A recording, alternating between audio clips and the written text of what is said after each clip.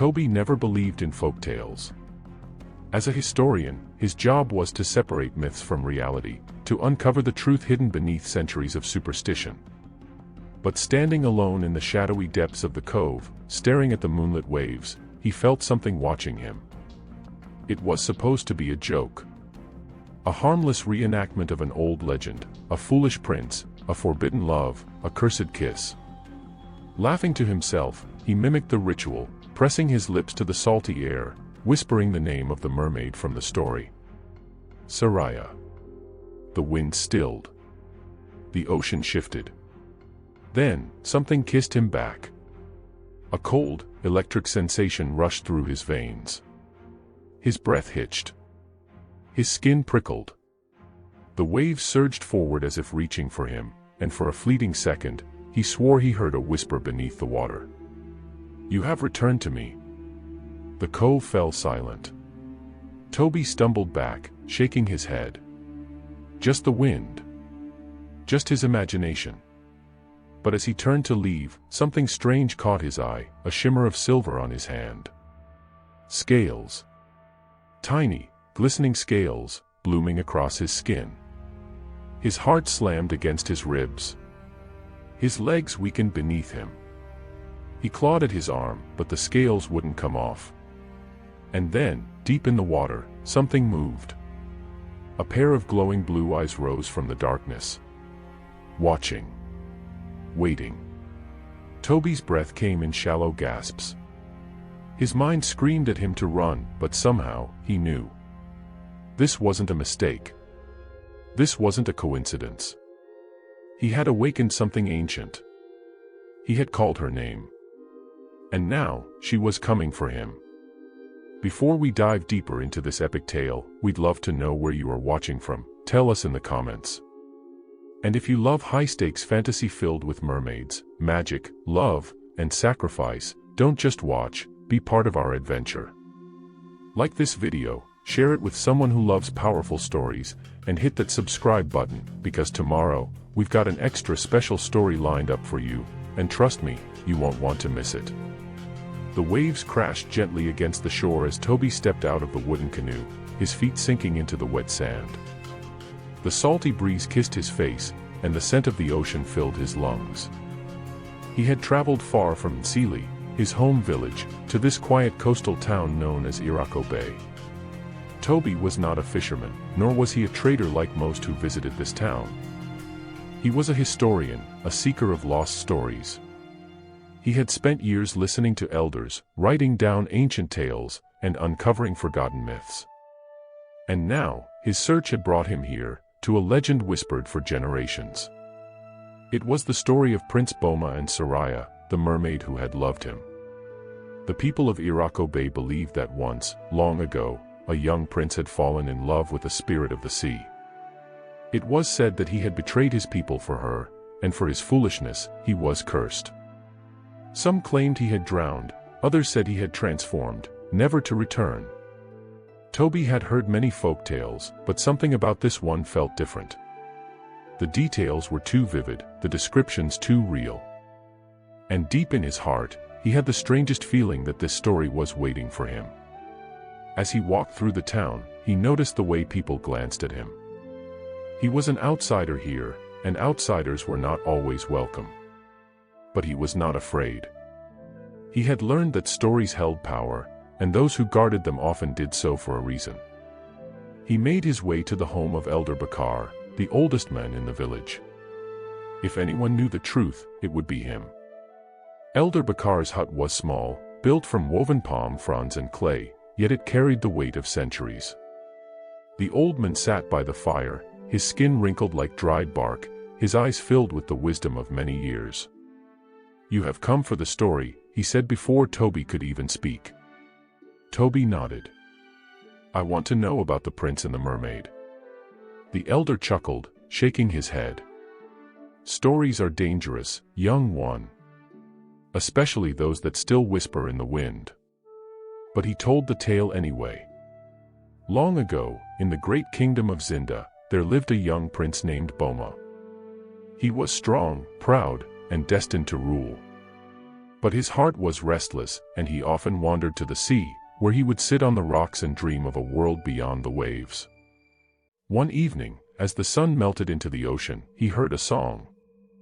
A voice, as soft as the wind, as deep as the sea. It was Soraya, a mermaid whose beauty was unlike anything of this world. Her hair shimmered like moonlight, her eyes held the mystery of the ocean's depths, and her voice could make even the coldest heart weep. They fell in love. But their love was forbidden. The gods of the sea had long warned against such unions. The land and the water were not meant to mix. Yet Boma did not listen. Every night, he returned to her, and under the moon, they whispered dreams of a future together. But love alone was not enough. One night, Soraya performed an ancient ritual, a kiss beneath the full moon, a promise made with the ocean as their witness. In that moment, Boma's fate was sealed. The sea claimed him, and his body began to change. His legs weakened, his skin shimmered, and the waves called his name. Frightened, he fled. But the curse had already begun. He tried to fight it, Elder Bakar said, his voice quiet. But the sea does not forget. It always takes what belongs to it. Toby shivered. The fire crackled between them, but he felt cold. And what happened to him? The elder's eyes darkened. Some say he drowned, his body lost to the sea. Others say he still waits beneath the waves, neither man nor fish, cursed for all eternity. A silence stretched between them, heavy as the ocean before a storm. Toby swallowed. And Soraya? The elder sighed. She still waits. She has never stopped waiting. The next morning, Toby walked along the coastline, his mind replaying the elder's words. He had come here searching for a story, but something about this tale unsettled him. As he climbed over jagged rocks and waded through shallow waters, he spotted something unusual, a hidden cove, just as described in the legend. A crescent-shaped pool, untouched by time, surrounded by towering cliffs. He stepped forward, his heart pounding. At the center of the cove was a smooth, black rock, half submerged in water. He could almost picture Prince Boma sitting there, waiting for his love. A foolish thought struck him, and he laughed. A kiss beneath the full moon, huh? He muttered. Let's see if the sea still remembers. He climbed onto the rock, standing at its highest point. With a dramatic bow, he whispered, "O great ocean, I, too, seek the love of the sea." Then, with a grin, he pressed his lips to the air, imitating a kiss. For a moment, nothing happened. Then the waves surged. A gust of wind howled through the cove, and the air turned thick with the scent of salt. The sky darkened, though the sun still shone. A deep hum filled the air, vibrating in his chest. Toby stumbled back, his breath quickening. The water below swirled, forming shapes, patterns, faces. Then, as suddenly as it began, the ocean stilled. Toby let out a shaky laugh. All right. That was weird. But as he climbed down from the rock, he didn't notice the faint shimmer on his fingertips. Or the scales beginning to bloom on his skin. That night, Toby slept uneasily. Dreams filled his mind, visions of another life, another name. A palace by the sea, a love that burned brighter than the sun. He woke with a gasp, his body aching. He pushed the blankets aside, rubbing his arms, then froze. His skin was different. A faint silver sheen shimmered beneath the morning light. His fingers trembled as he touched his leg, feeling something rough and unfamiliar. Scales. He scrambled to his feet, breathing hard. "No," he whispered. This is a dream." But as he looked into the mirror, he saw something that made his blood run cold. His eyes. They were no longer just brown. They held the deep, endless blue of the ocean. And somewhere, far beyond the shore, a voice sang his name. "This is just the beginning. Let me know if you want me to continue." Toby stumbled back from the mirror, his breath coming in ragged gasps. His hands trembled as he rubbed at his skin, hoping, praying, that the shimmer was a trick of the light. But the scales remained. Smooth. Cool. Glinting silver blue. "This isn't real," he whispered. "It's a dream. Just a dream." But as he moved, he felt it, an unfamiliar heaviness in his legs, an aching pull in his chest. And worse, beneath it all, a whisper. A call. It was not spoken, yet it rang in his mind, deep and steady, like waves against the shore. "Come back to me." Toby squeezed his eyes shut. He had spent years searching for lost stories, but he had never believed in magic. Myths were just that, myths. Warnings wrapped in fantasy. But now his body was changing, and the voice in his mind did not feel like a hallucination. The ocean was calling him. Shaking, he forced himself to breathe. He needed answers. He needed logic. He needed someone who could explain what was happening to him. He needed to go back to Elder Bakar. The villagers of Iraqo Bay were already awake when Toby arrived at Elder Bakar's hut. Fishermen mended their nets, children chased each other along the shore, and women balanced clay pots on their heads as they walked toward the well. The scent of roasting plantains and smoked fish filled the air. But Toby barely noticed. He pulled his sleeves down, hiding the scales on his arms as he hurried to the elder's hut. He found the old man sitting outside, grinding herbs in a wooden bowl. Bakar looked up, his wise eyes scanning Toby's face, and in that moment, the elder's expression shifted. "You have done something foolish," Bakar murmured. Toby's throat tightened. I only pretended," he stammered. "I stood on the rock. I joked about the kiss. I didn't think." "You didn't think the ocean would listen," Bakar finished for him. "But it did." Toby sat down heavily on the stool beside the elder. "What's happening to me?" he whispered. The elder sighed, setting his bowl aside. "You are becoming what you once were." Toby frowned. "What I?" Then he froze. The story. Prince Boma. The reincarnation. His blood ran cold. "No," he whispered. "That's not possible." Elder Bakar studied him. "Your name is different. Your face is different. But your soul has not changed." Toby swallowed hard, his pulse pounding in his ears. "You're saying I'm Boma," the elder said simply. The world seemed to tilt beneath Toby's feet. His head throbbed with memories that weren't his. A silver moon reflecting on dark waves. A woman with hair like woven silk. A voice that hummed like the tide. "Saraya. Come back to me." Toby clenched his fists. "Tell me how to stop it." Elder Bakar shook his head. "The curse has already begun. The ocean does not take back what it claims." "But I'm not him." Toby protested. "I have a life. A family. I don't want to turn into a mermaid." Bakar's gaze was steady. Toby flinched. The elder sighed. "There may be a way. But it will not be easy." Toby swallowed. "Tell me." The elder hesitated. Then, in a low voice, he said, "You must seek the diviner of the deep forest. If anyone knows how to break an ocean's curse, it is him." Toby exhaled sharply. He had never been to the deep forest, but he had heard of the diviner who lived there. A man with knowledge older than the rivers. "If I go to him," Toby said slowly, "can I stop this before it's too late?" Elder Bakar's gaze was unreadable. "That depends on what the ocean wants from you." A shiver ran down Toby's spine.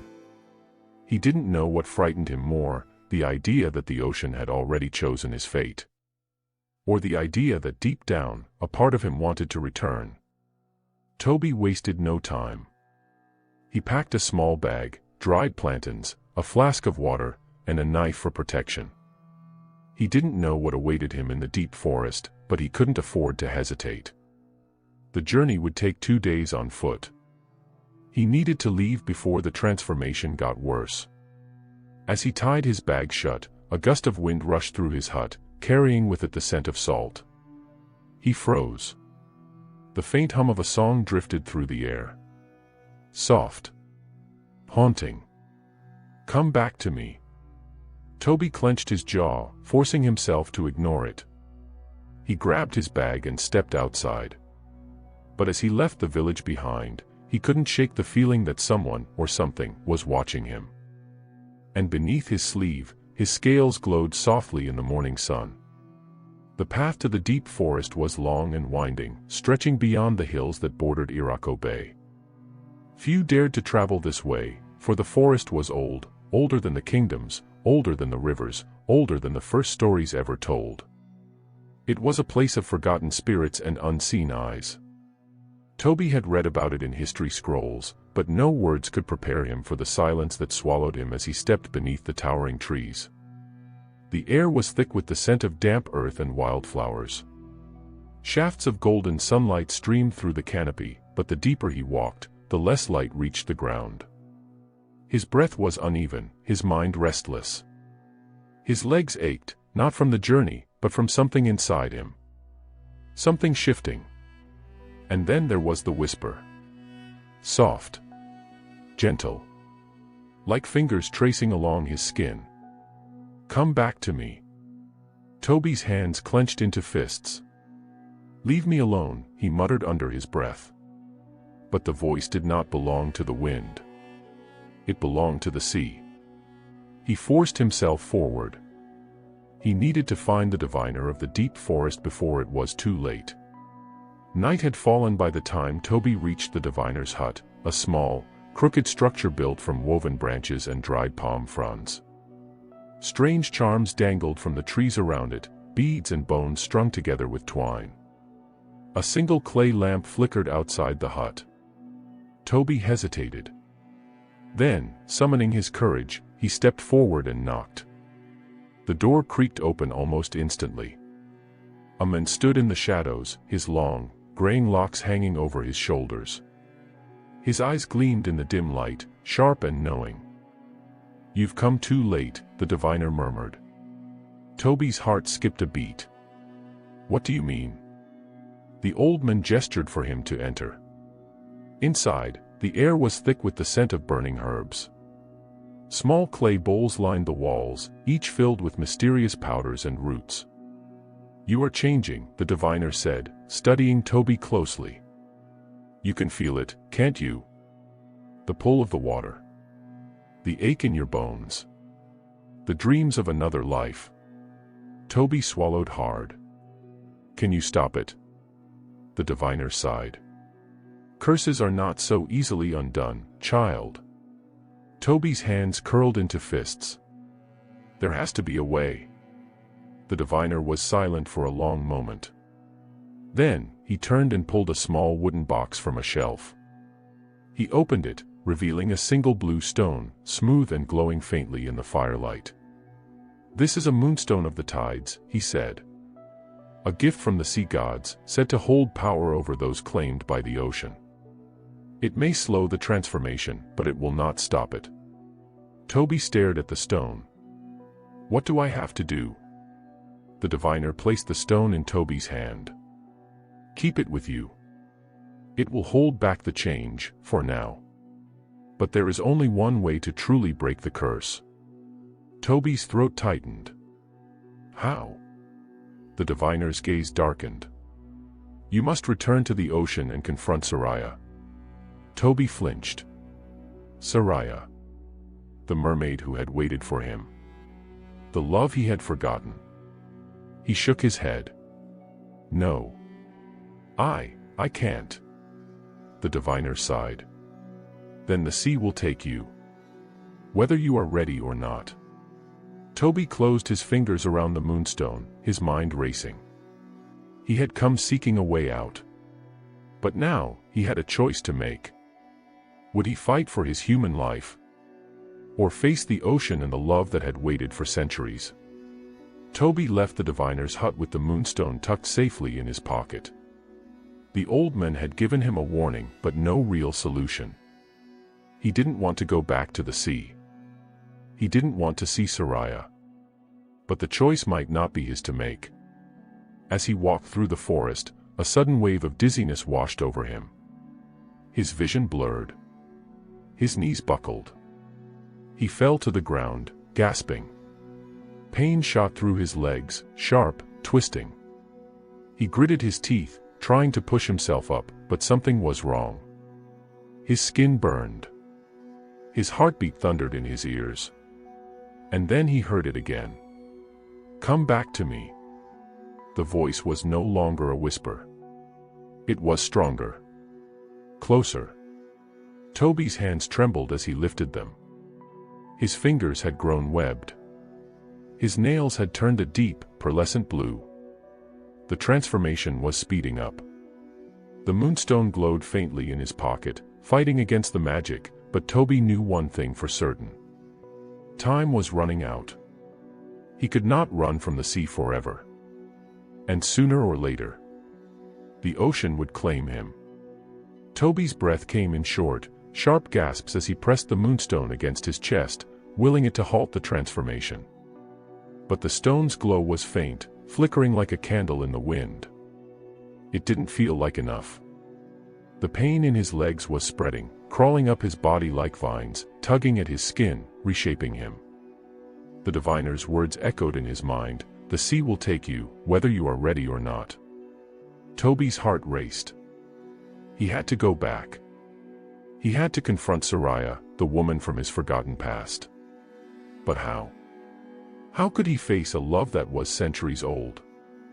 A love that had condemned him to this cursed fate. The voice in his mind grew louder, more urgent. "Come back to me." It wasn't just a voice.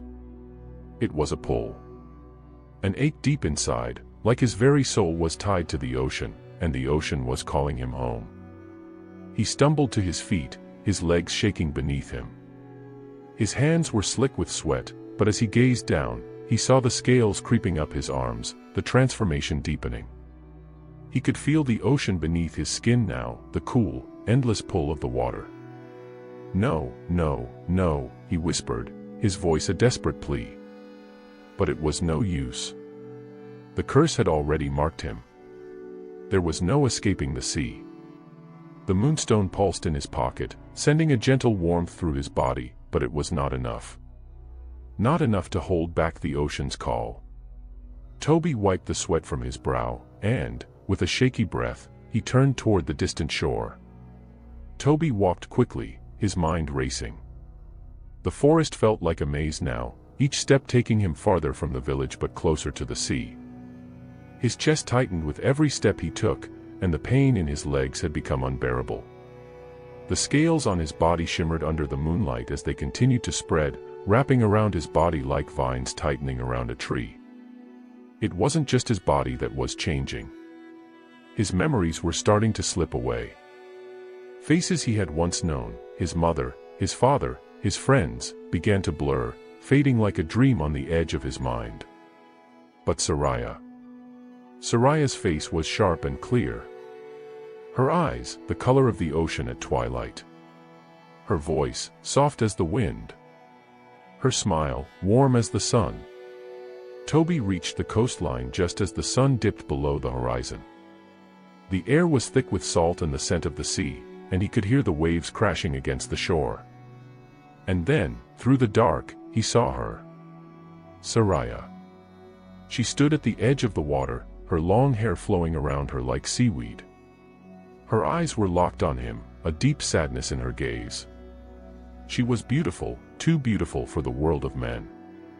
Her body glowed faintly in the moonlight, her silvery tail flickering beneath the surface of the water.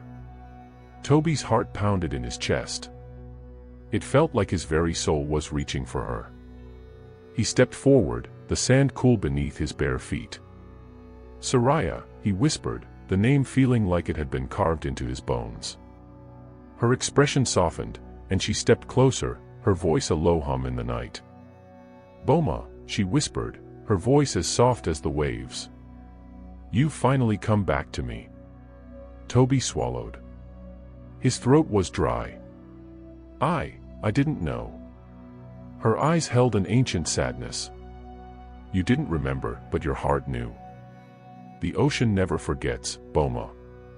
And neither do I. Toby reached out to her, but the closer he got, the more the transformation sped up.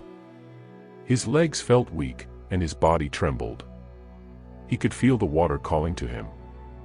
His skin had already changed, smooth, shiny scales were now visible along his arms and chest, and his legs burned as they began to merge into a tail. No, he gasped. I don't want this. I don't want to become one of them. Please, Soraya, help me. Soraya's face tightened, her sadness deepening.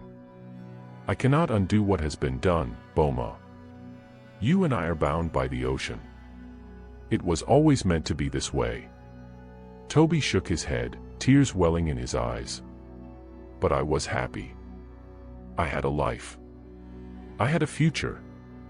The mermaid's voice softened. You still have a future, Boma. But it is not the one you knew. It is the one we must create together. Toby's vision blurred as the pain in his body reached a peak. His legs were no longer his own, his tail was growing, his bones shifting, his muscles aching as they transformed. He stumbled forward, collapsing into the shallow waves, his tail fully formed now, the scales glimmering like liquid silver.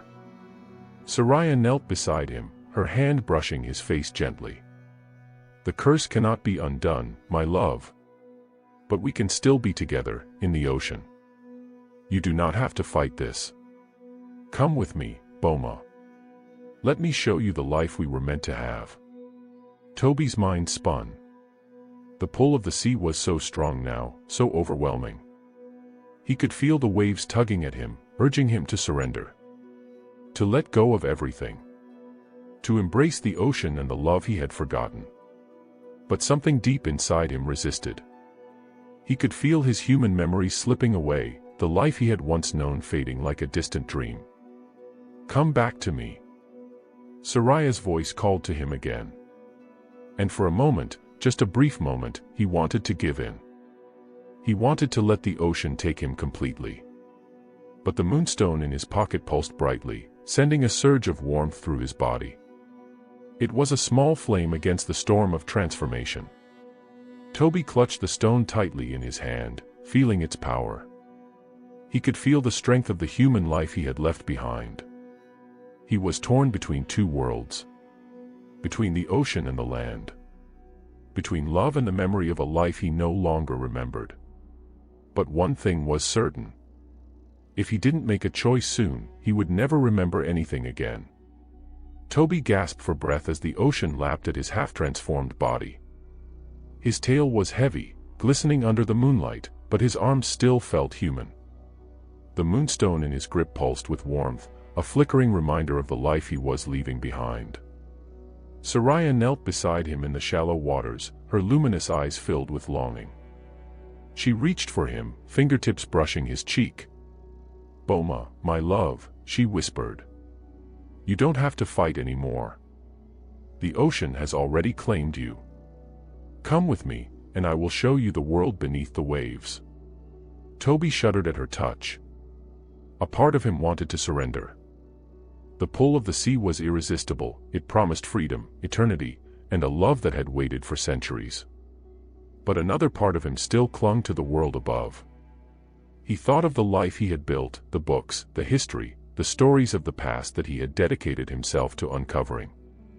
He thought of his mother's laughter, the warm scent of spiced yam porridge from his childhood home, the feel of solid earth beneath his feet. Could he really let all of that go? Toby clenched the moonstone tighter, his nails digging into his palm. I don't know if I can, he whispered. His voice trembled with uncertainty. Soraya's gaze softened. I have waited lifetimes for you, Boma. Do you not remember? You were mine, once. And I was yours. We were happy together, before the curse.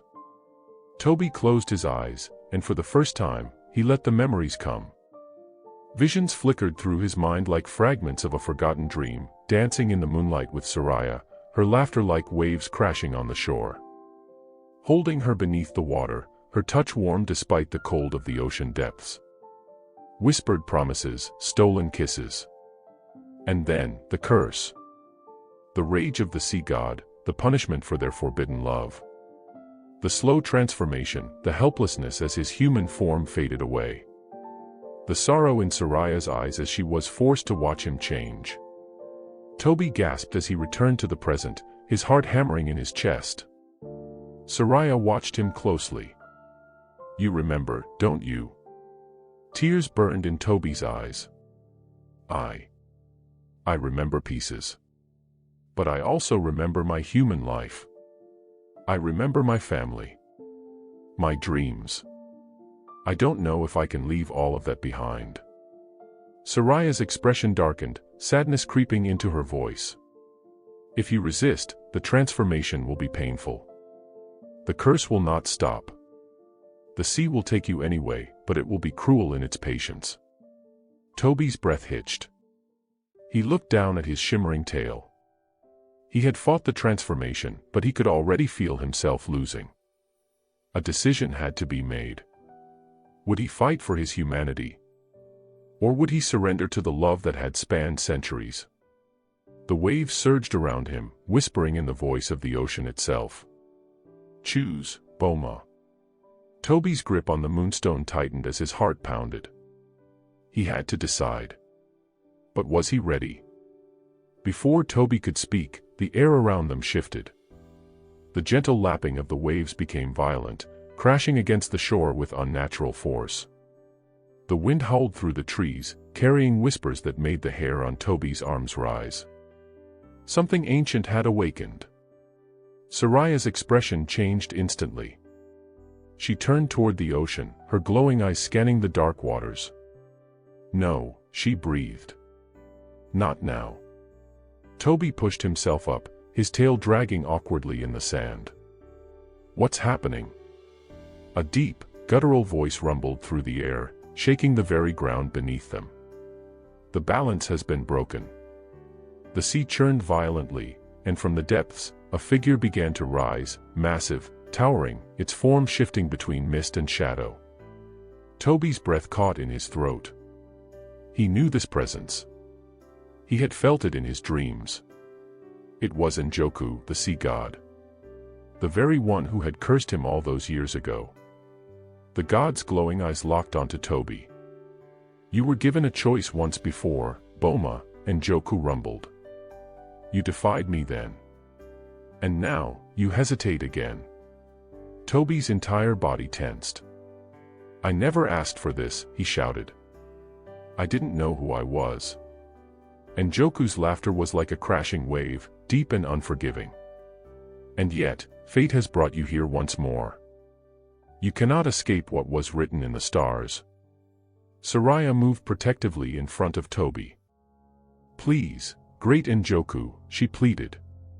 He is still choosing. Give him time. Njoku's form shifted, swirling like mist above the water. Time, he scoffed. You have stolen enough time, Soraya. The balance must be restored. Lightning crackled across the sky, illuminating the fury in the sea god's gaze. The waves crashed against the shore, reaching higher and higher, as if trying to pull Toby in. The decision could no longer wait. Toby had to choose, now. Would he embrace his fate and become one with the ocean? Or would he defy the sea god once more and fight for his humanity? The storm raged around him, the ocean roaring, and Njoku's voice shaking the heavens. Choose, Boma. The storm raged around Toby as Njoku's massive form towered above him, his voice like a thunderclap splitting the sky. The ocean churned violently, waves rising higher, reaching for him with an undeniable force. Soraya clutched his arm, her glowing eyes wide with fear. Toby, you have to decide. The sea is claiming you. If you resist, Njoku will not be merciful. Toby's heart pounded against his ribs. Every part of him screamed to give in, to let the ocean take him, to allow himself to become Boma once more. The memories, the love, the pull of the sea, it all felt so right. But then he thought of his mother. Her warm laughter, her gentle hands braiding his hair when he was a child. The stories she used to tell him by the fire. The life he had built, the dreams he had chased. I don't want to forget. His grip tightened around the moonstone, its faint warmth pulsing against his palm. I won't do it, Toby said, his voice hoarse but firm. I won't just let the ocean take me. My life, my human life, still matters. And Joku's eyes flashed with fury. You dare defy me again, mortal. The waves surged forward, slamming into Toby with the force of a hurricane. He gasped as he was lifted off the ground, tossed like a leaf in the wind. His tail shimmered in the storm's light, but he fought against the pull, using his arms to push back against the waves. Soraya screamed his name, her voice lost in the storm. And Joku raised a hand, and the water wrapped around Toby's body like chains, dragging him toward the depths. You belong to the sea, Boma. Toby struggled, his lungs burning as water filled his mouth.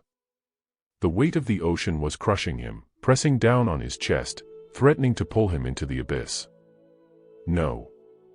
With the last of his strength, Toby clutched the moonstone and slammed it against his chest.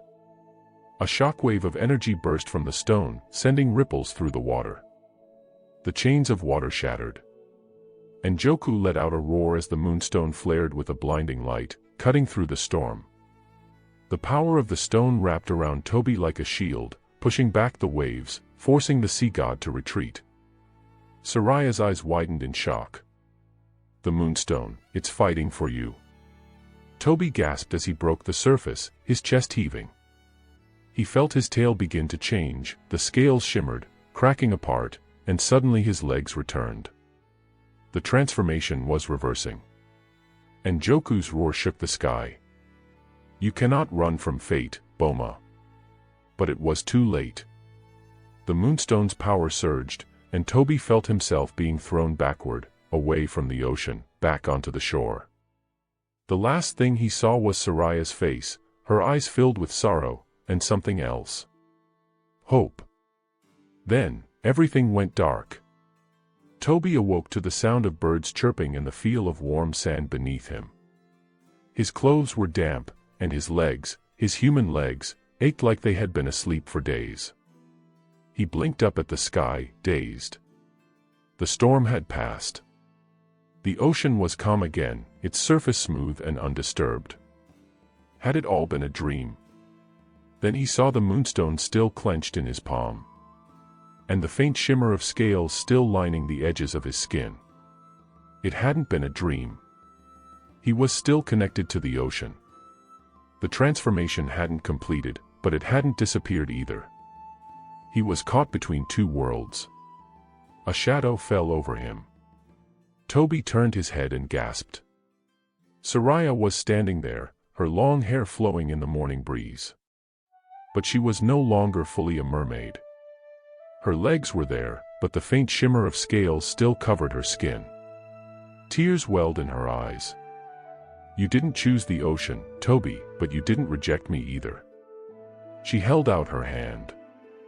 Maybe, we can find another way. Toby stared at her, his mind spinning. Was there truly another path? A way to be part of both worlds? His heart pounded. If such a choice existed, it would change everything. And he wasn't sure if he was ready. But then again, maybe he had never truly been ready. Maybe fate was waiting for him to make his own choice. And this time, he wouldn't let anyone else decide for him. Toby sat up slowly, his body aching from the battle with the ocean. The sand clung to his damp skin, and his mind was spinning with everything that had just happened. He looked at Soraya, standing before him, her bare feet sinking into the soft earth. It was the first time he had ever seen her with legs. She stared at him with a mixture of curiosity and uncertainty. The wind tangled her long, dark hair, and for a moment, She looked just like any other woman. But the faint shimmer of scales on her skin betrayed the truth. She was still part of the ocean, just as he was. The moonstone pulsed weakly in his hand, its glow dimming. Whatever power had reversed his transformation, it had left both of them changed. Soraya knelt beside him, her fingers grazing his arm. "You are not fully human anymore," she murmured. "And I am no longer fully mermaid." Toby swallowed hard. His mind raced with questions. What does this mean? Am I still cursed? Can I ever go back to a normal life? Instead, he asked, "How do you feel?"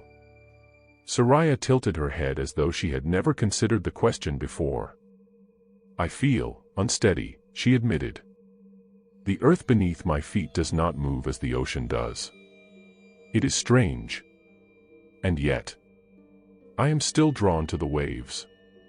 She looked toward the sea, her expression conflicted. "This is not what I expected." Toby exhaled. "Me neither." The ocean was calm now, but the sky still held traces of the storm. Njoku had been forced back, but Toby knew the sea god's anger wouldn't disappear so easily. The battle wasn't over. And yet, against all odds, he had survived. Soraya reached out and gently touched his face. "Do you regret it? Not choosing the ocean?" Toby hesitated. He could still feel the pull of the waves deep inside him. The memories of his past life as Prince Boma weren't gone, but neither was his connection to the present. "I don't know," he admitted. "But I know I wasn't ready to leave everything behind." Soraya studied him for a moment before nodding. "Then we must find another way." Toby frowned. "Another way for what?" She stood up, brushing the sand off her skin. "A way to exist in both worlds. You and I are no longer what we were. The curse may still linger, but something changed when you used the moonstone. We have a chance to break the cycle." Toby slowly stood as well, wobbling slightly on his legs. He clenched the moonstone, feeling the faint hum of energy within it. A way to exist in both worlds. Could such a thing even be possible? His scholar's mind whirred with possibilities. If the curse had bound him to the sea once, could the moonstone rewrite that fate? One thing was certain, he couldn't return to his old life like nothing had happened. He had crossed a threshold, and there was no going back. His journey wasn't over. It was just beginning. Toby and Soraya left the cove behind, walking along the shoreline as the sun began to rise. The sky was a soft pink, and the ocean shimmered with gold where the light touched it. Each step felt surreal to Toby. Hours ago, he had nearly been lost to the sea forever. Now, he was walking beside the very mermaid who had once been the reason for his curse. And yet, he felt no hatred for her. Only curiosity. "What now?" Toby asked. "We can't stay here forever. And if Njoku comes back?" "He will," Soraya interrupted. "The sea god does not take defiance lightly." Toby sighed. "Great. So we have an angry god after us, a curse that hasn't fully lifted, and we don't know what's happening to our bodies. We need answers." Soraya nodded. "There may be someone who can help." Toby frowned. "Who?" Soraya turned to him, her gaze unreadable. "An elder of the ocean. A being even the sea gods fear." Toby's breath hitched. He wasn't sure he liked the sound of that. "The ocean has its own secrets," she continued. "Just as humans have their wise elders, the sea has its own ancient ones. There is one who may know how to break this cycle for good." Toby hesitated. He still felt the weight of his human life pulling him back. His home, his mother, the world he had left behind. If he went deeper into this mystery, would he ever return? But then he looked at the moonstone, still glowing faintly in his palm. This was bigger than him now. And he wasn't just fighting for himself anymore. He met Soraya's gaze. Then let's find them. Soraya smiled, a small, hopeful thing. And together, they stepped forward, into the unknown. The golden light of dawn stretched across the ocean, painting the waves in hues of orange and pink. Toby and Soraya walked along the shore, their footprints disappearing as the tide kissed the sand. Despite the beauty of the morning, Toby's mind was tangled with thoughts. He was still human, mostly, but his connection to the ocean had not disappeared. His legs, though solid now, tingled strangely as if the transformation lingered beneath his skin. Soraya walked beside him, her movements graceful yet hesitant. Though she had legs now, she still moved like she was expecting the water to carry her forward. "Where do we find this elder?" Toby asked, breaking the silence. Soraya glanced at the ocean, her expression distant. "The whispering depths." Toby frowned. "That doesn't sound very inviting." "It isn't," she admitted. "It is a place that even most merfolk fear to enter. The water there is dark, filled with ancient voices. The elder we seek has lived there for centuries, untouched by time." Toby exhaled. "Of course. Why would anything be easy?" Soraya smiled faintly. "Would you rather return home and pretend none of this happened?" Toby hesitated. He could turn back. He could try to reclaim his old life, pretend that he had never met Soraya, never heard of Prince Boma, never felt the pull of the sea in his veins. But deep down, he knew the truth. There is no turning back now. His fate was tied to the ocean, whether he liked it or not. And if he wanted to break this curse once and for all, he needed answers. Toby clenched the moonstone in his palm. "No," he said finally. "I need to see this through." Soraya nodded. "Then we must go before the sea god regains his strength." Toby glanced at the waves, his heart pounding. "And how exactly do we get to the whispering depths?" "Swim." Soraya smirked. "Something like that." Before he could ask what she meant, she lifted her hands and sang. The melody was soft at first, like the sound of waves brushing against the shore. Then it grew stronger, more commanding. The wind picked up around them, swirling in response to her voice. Then, from the depths of the ocean, something rose. Toby stumbled back as a massive creature emerged from the waves. It was unlike anything he had ever seen, a cross between a sea serpent and a whale, with shimmering blue scales that reflected the light of dawn. Its golden eyes blinked as it lowered its head toward them. Soraya turned to Toby with a knowing smile. "Meet Azuka, the tide caller. He will take us to the depths." Toby stared at the massive creature, his heart racing. "You didn't mention we'd be riding a sea monster." Soraya only laughed. "Would you rather swim?" Toby groaned. "I hate this already." Still, as the tide caller lowered its body for them to climb on, Toby knew there was no turning back. He took a deep breath, grabbed Soraya's hand, and stepped forward.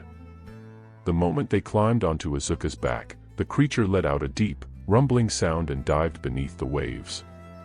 Toby barely had time to take a breath before the ocean swallowed them whole. He expected to panic. He expected the water to crush him, to steal the air from his lungs. But instead, he felt weightless. The water didn't suffocate him, it wrapped around him like a second skin. Soraya sat in front of him, her hair flowing in the current. "The moonstone protects you," she said as if reading his thoughts. "As long as you hold it, the sea will not harm you." Toby glanced down at the stone, its glow brighter than ever. The ocean around them was alive, schools of fish darted past, their scales flashing like tiny stars. Strange, glowing creatures moved in the distance, their lights pulsing like lanterns. The deeper they went, the darker the water became, until the sunlight faded completely.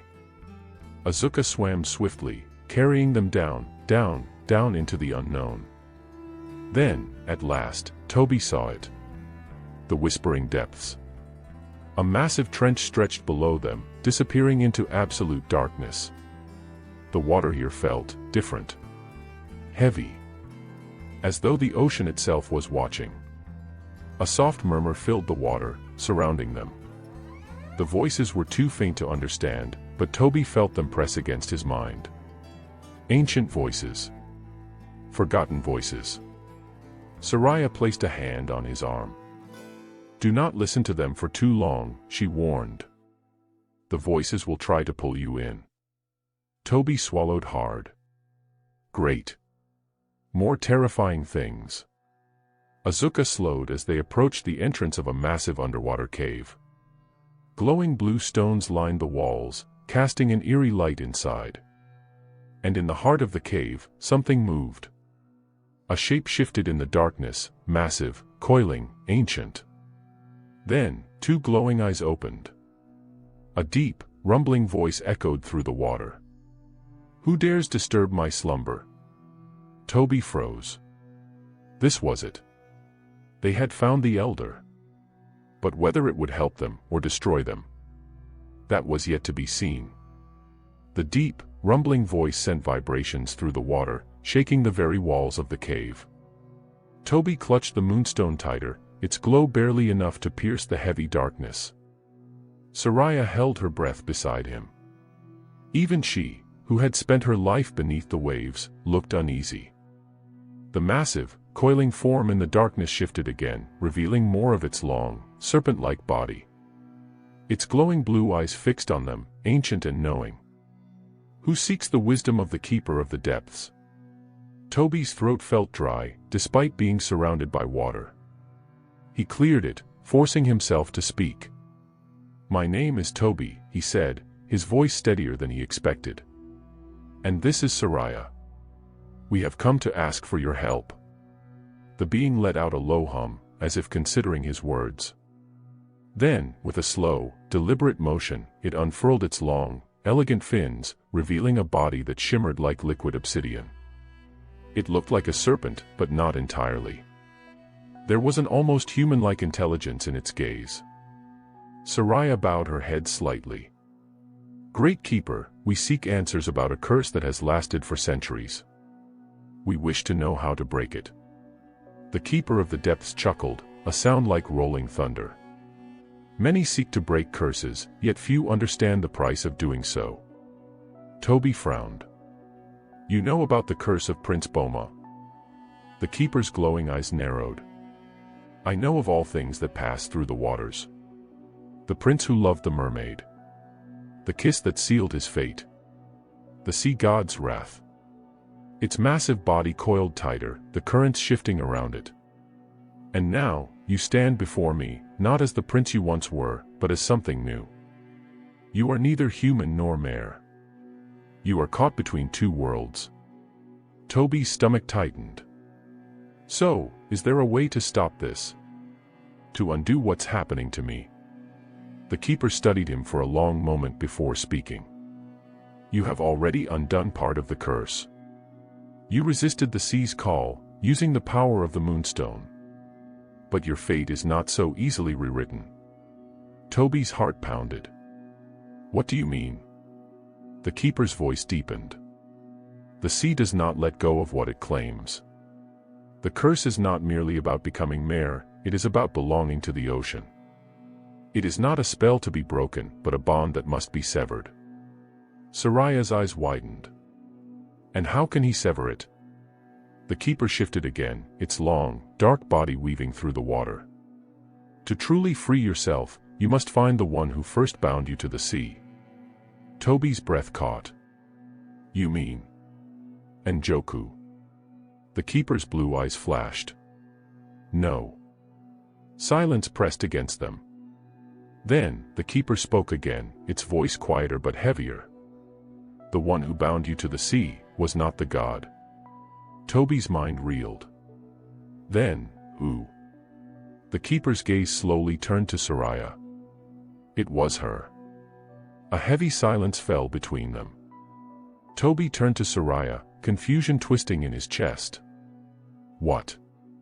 That doesn't make sense." Soraya looked just as shocked. No, I never cursed you." The Keeper hummed again, the sound vibrating through the water. Not a curse of malice, but a curse of love. When you kissed him, Soraya, you sealed his fate.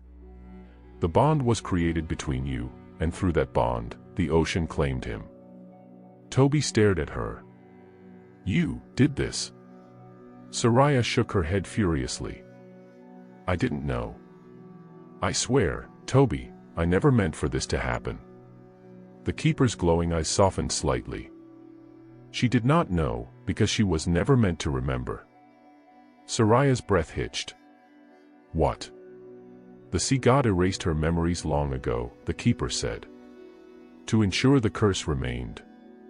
But now, as the past awakens, so too must the truth. Toby's hands clenched into fists. This entire time, he thought Njoku had cursed him out of anger. But the truth was deeper. It was Soraya's love that had tied him to the sea. And if they wanted to break the curse, they would have to undo that bond.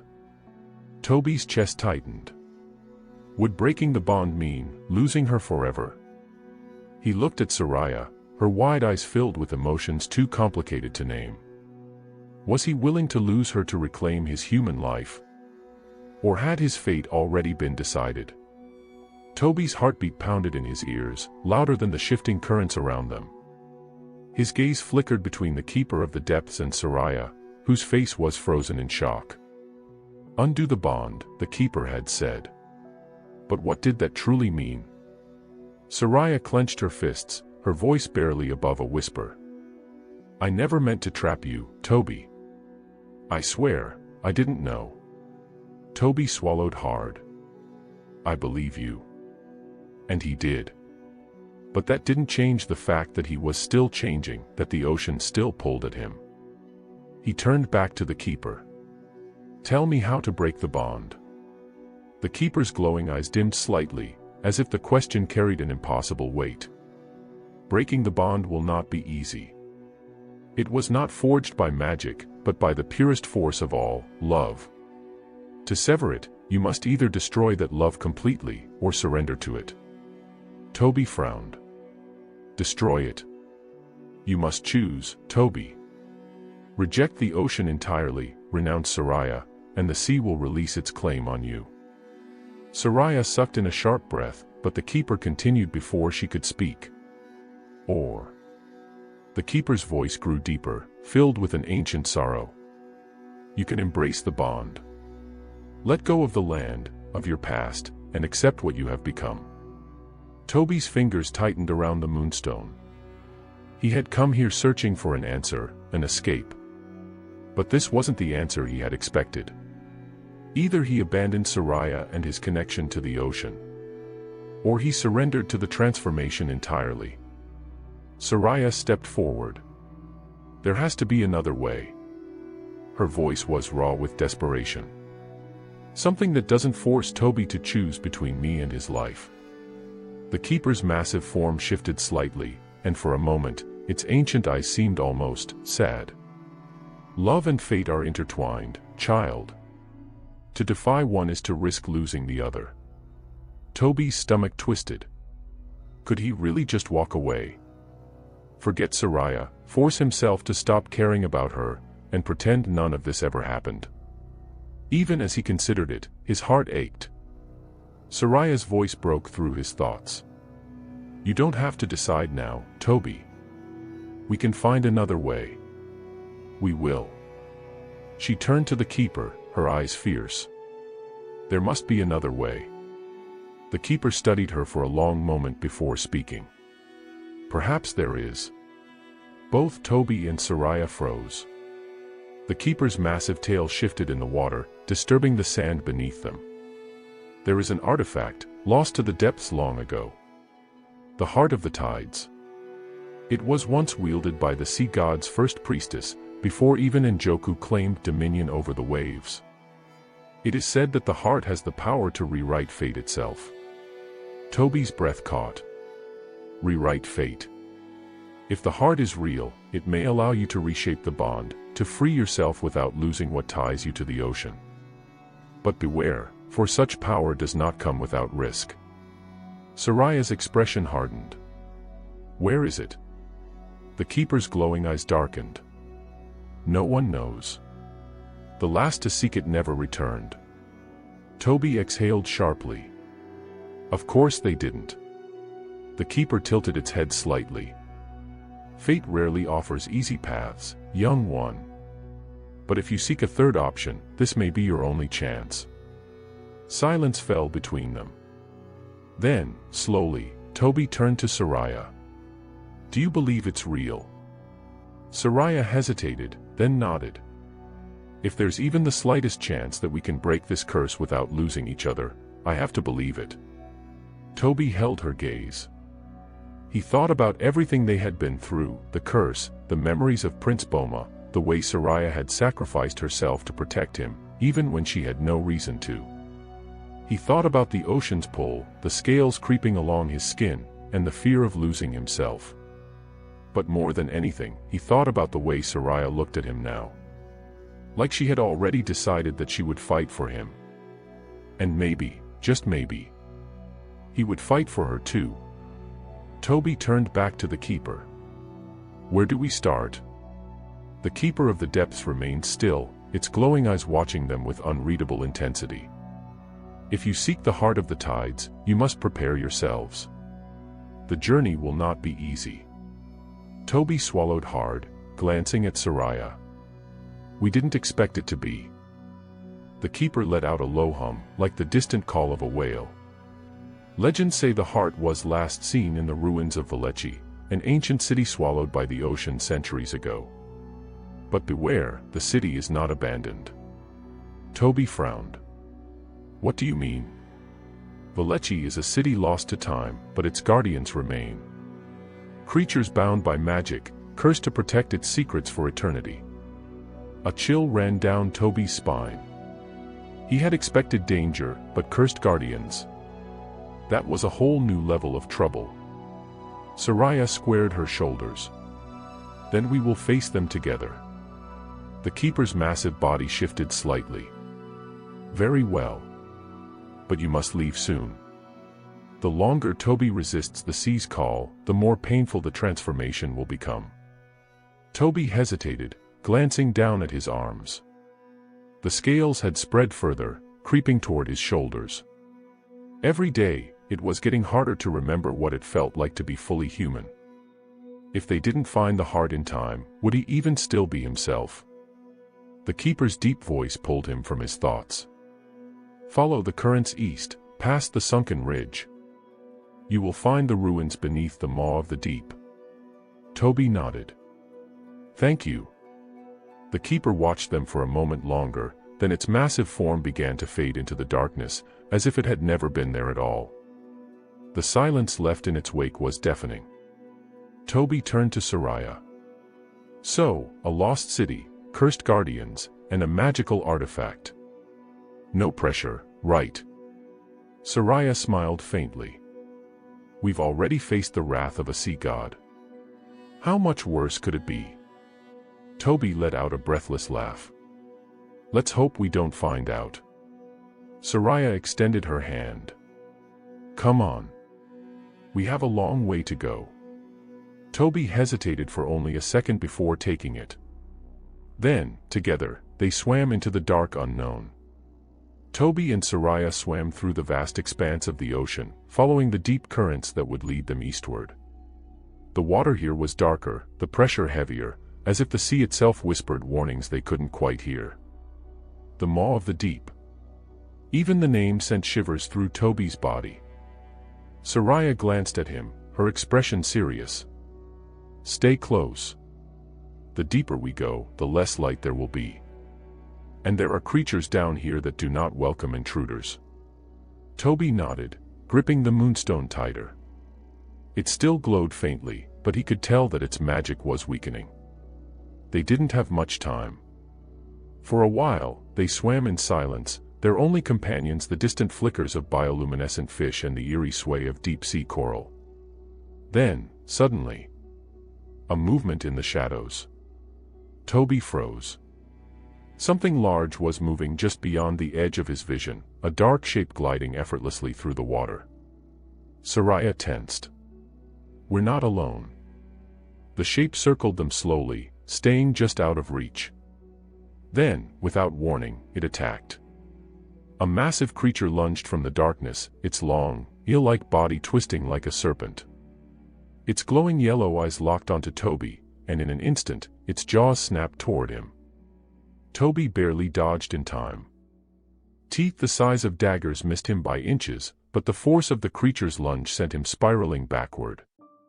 Soraya darted forward, brandishing a sharp coral dagger she had taken from the wreckage of an old ship. She slashed at the creature's side, but its thick, armored scales barely registered the blow. Toby righted himself, heart pounding. "What is that thing?" Soraya gritted her teeth. A Velechi warden. The first of many. The warden turned toward her, its long, sinuous body curling in the water.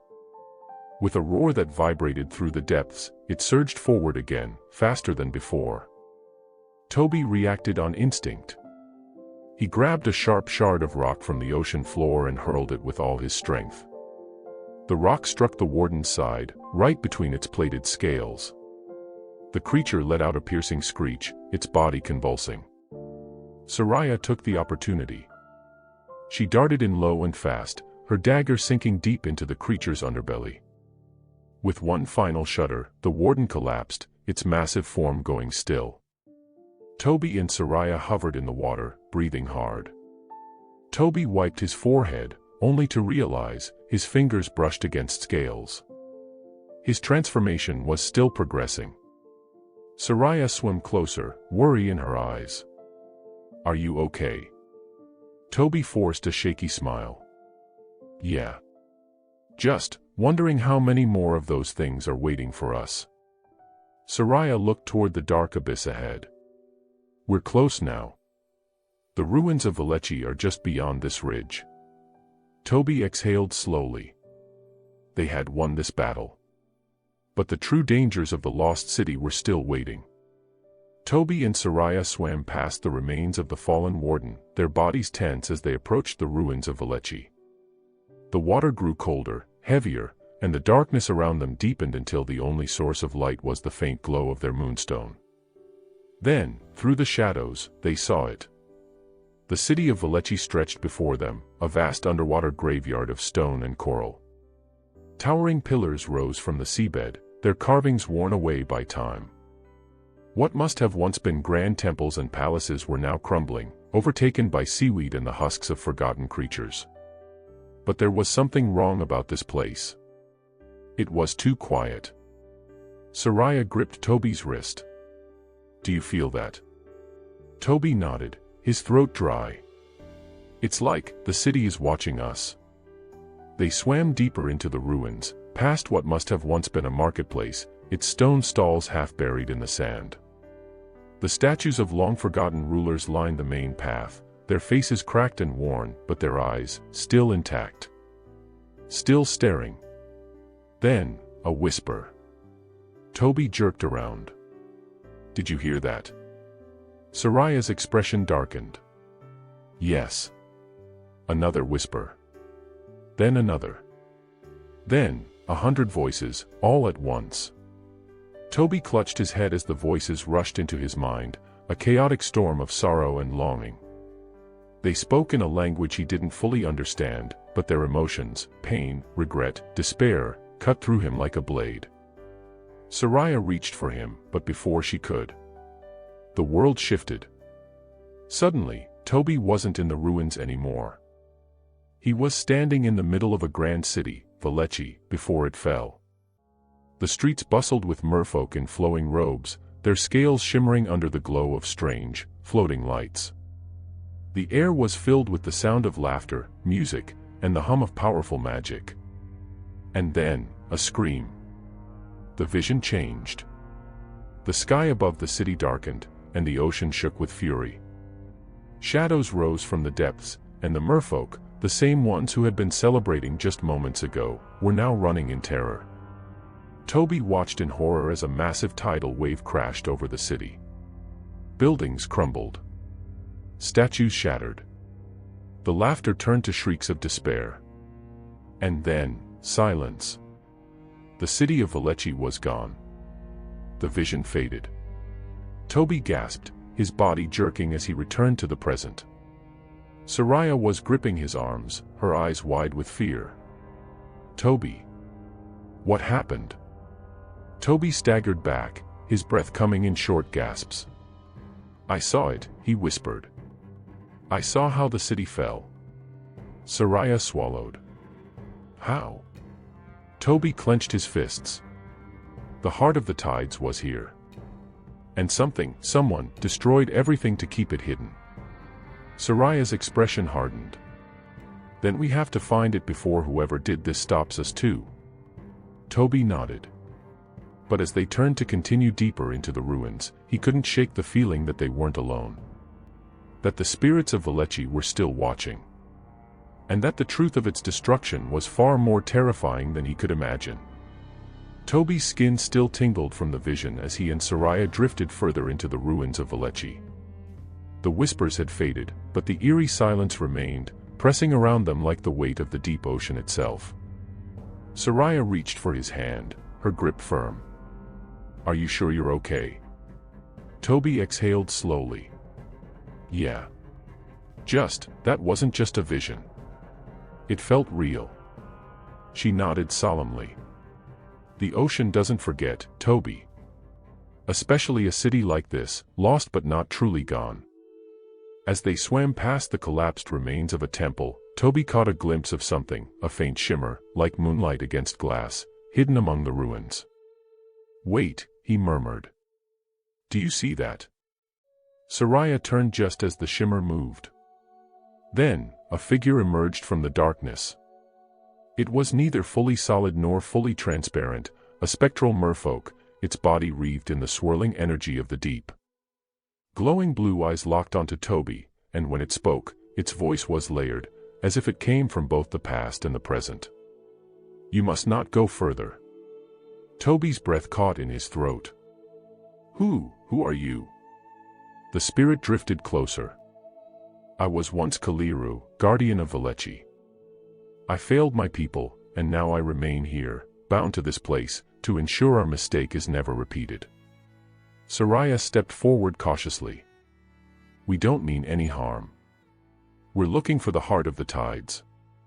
Kaliru's form flickered, and when it spoke again, there was a deep sorrow in its voice. "Then you are already lost." Toby clenched his fists. "What does that mean?" The spirit's eyes darkened. The heart was the pride of Velechi, a gift from the gods of the sea. But it was never meant to be controlled. The city's rulers grew greedy, believing they could wield its power to shape fate itself. And so, the ocean struck back. Toby swallowed hard. "The tidal wave. The destruction I saw in my vision." Kaliru nodded. "It was no accident. It was the will of the ocean." Soraya's expression hardened. "Then why was the heart not destroyed?" The guardian hesitated. Then, in a voice barely above a whisper, it said, "Because someone still protects it." A chill ran through Toby. "Who?" Kaliru turned, pointing toward the deepest part of the ruins, where the remains of the royal palace stood, half buried in coral. The last ruler of Velechi, Queen Zuri. When the city fell, she refused to surrender the heart. And so, she was cursed to remain, bound to its power, neither dead nor alive. Soraya and Toby exchanged uneasy glances. Kaliru's form flickered again. "If you seek the heart, you will have to face her." Toby inhaled sharply. "And if we defeat her?" The guardian's glowing eyes locked onto his. "Then the sea will decide whether you are worthy." A heavy silence filled the water between them. Finally, Kaliru's form began to fade. But before it disappeared completely, it spoke one last time. "Turn back now. Or be swallowed by fate itself."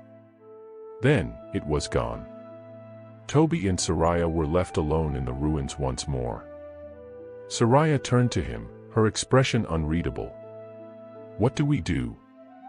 Toby clenched his jaw. "We keep going."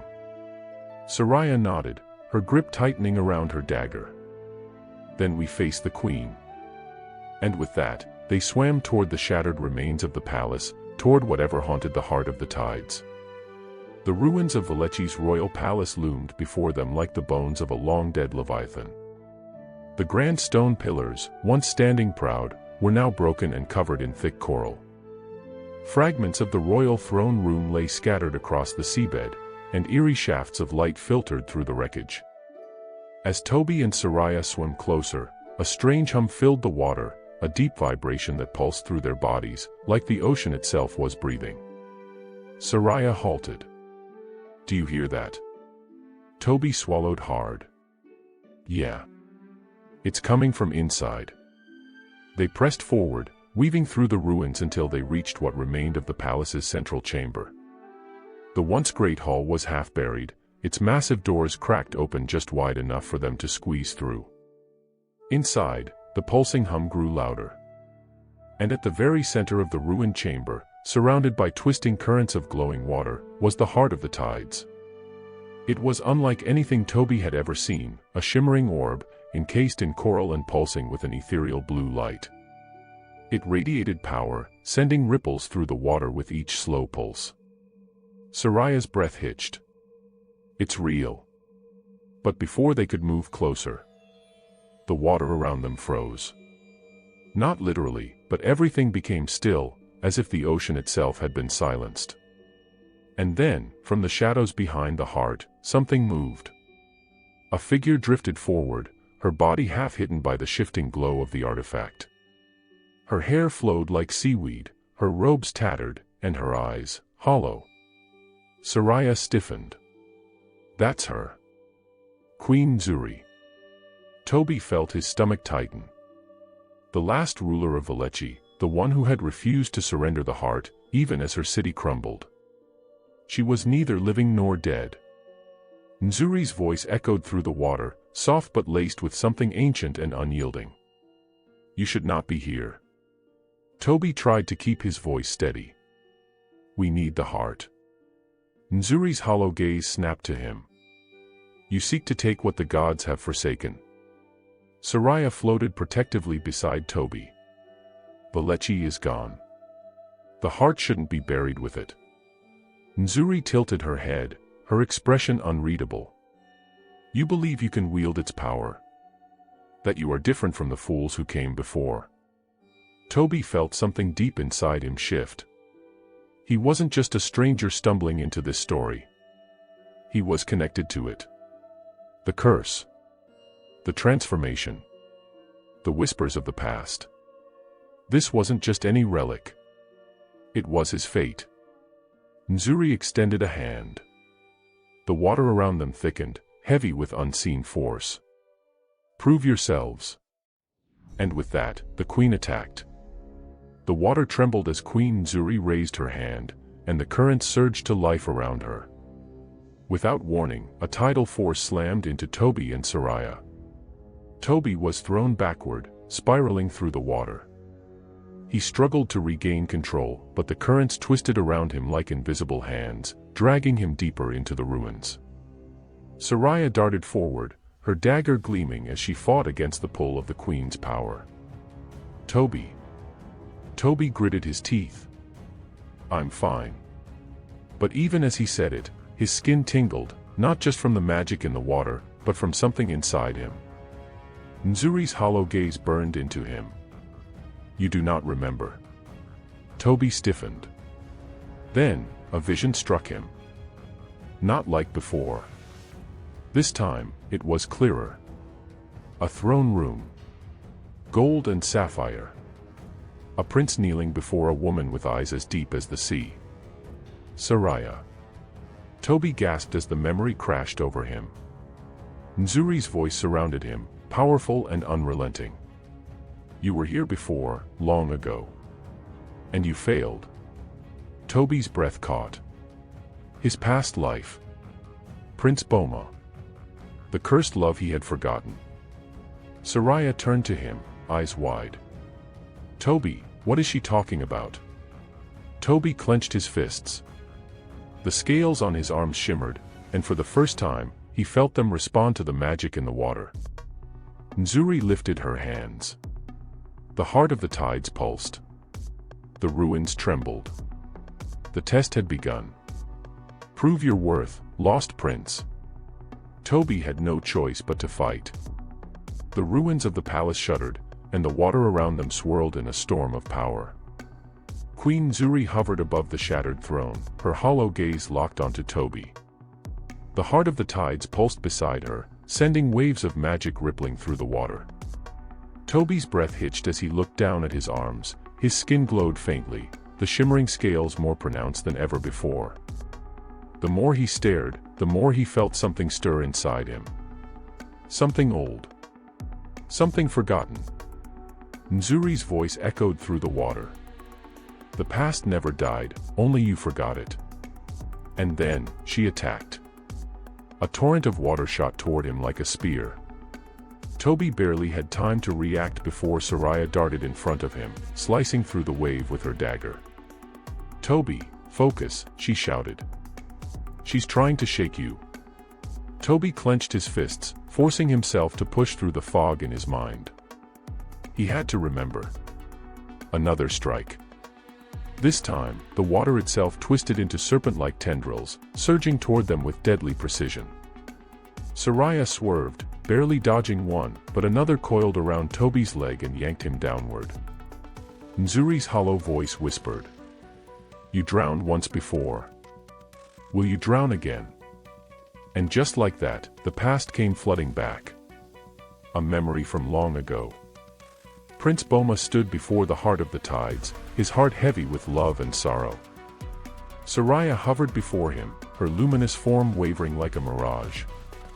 "We could leave, Boma. We could run before they come." But he shook his head. "I cannot. The ocean is calling me." A roar sounded from the palace corridors. The king's guards were coming. Soraya grabbed his hands, desperation in her eyes. "Then take the heart, Boma. With its power, we can change our fate." Boma hesitated.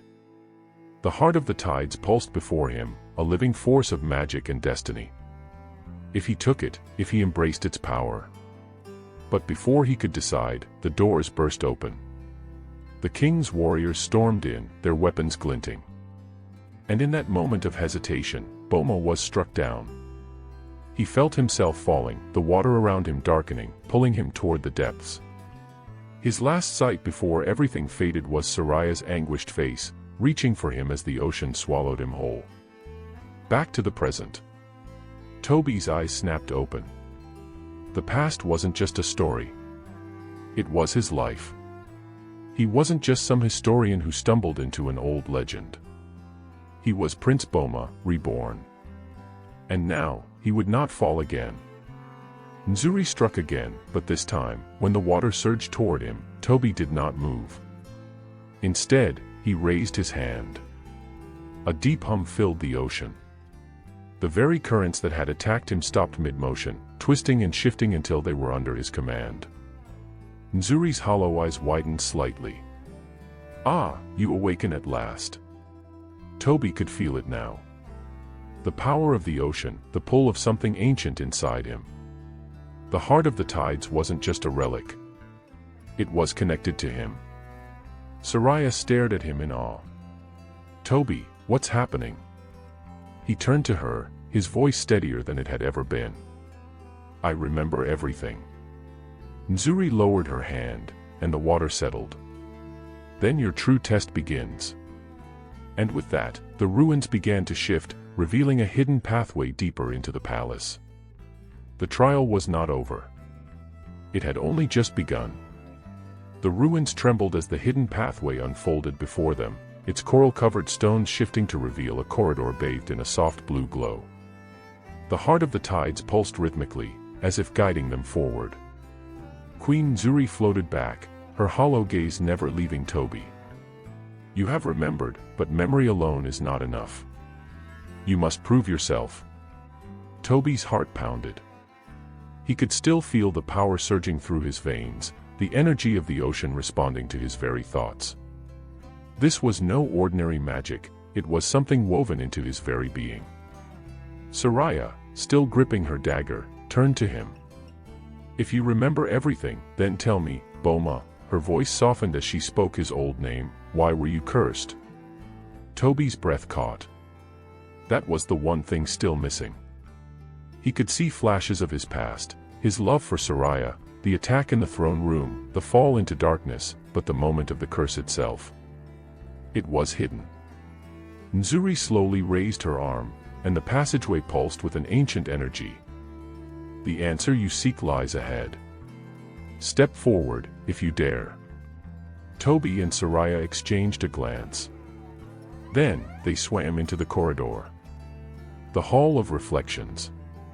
The deeper they went, the colder the water became. It wasn't just a temperature drop, it was as if they were moving between time itself. The corridor led to a vast chamber of mirrors. No, not mirrors. Water. Great pillars of shimmering liquid stretched from floor to ceiling, their surfaces rippling like glass. And within each one, visions flickered.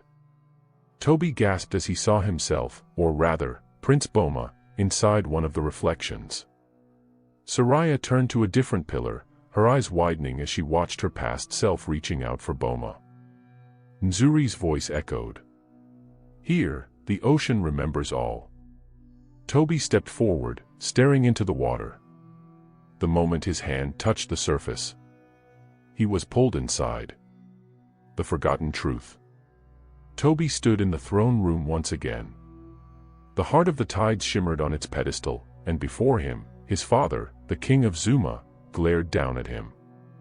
You dare defy me, Boma? The king's voice was thunderous, his golden robes flowing like storm clouds. You would betray your kingdom for the love of a sea creature. Toby's past self, Prince Boma, stood tall, unshaken. Soraya is not a creature. She is my heart. The king's eyes burned with rage. Foolish boy.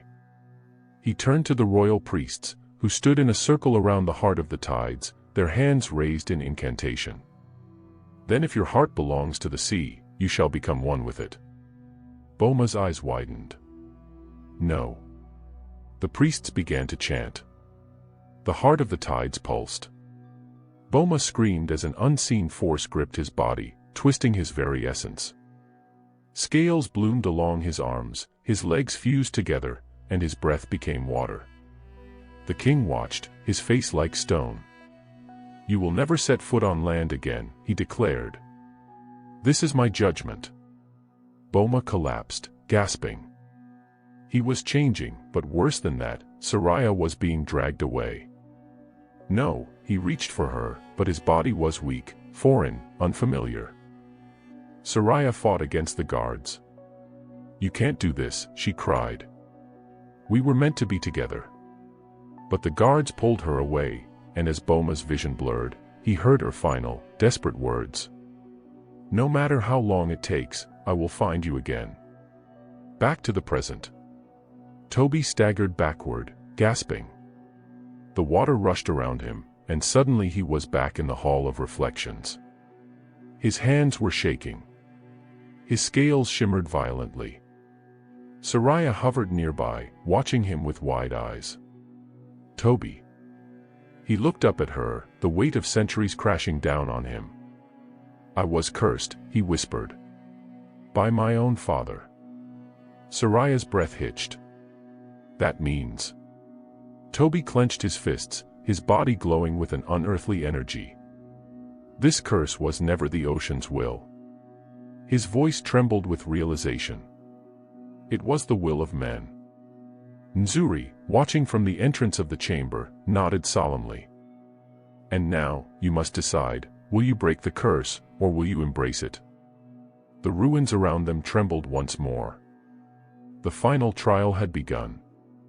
The ruins quaked, sending a ripple of power through the water. Toby's heart pounded as he processed the truth. The curse that had followed him across lifetimes had not been the ocean's doing. It was his father's punishment. Soraya's gaze locked onto his, filled with emotion, pain, and hope.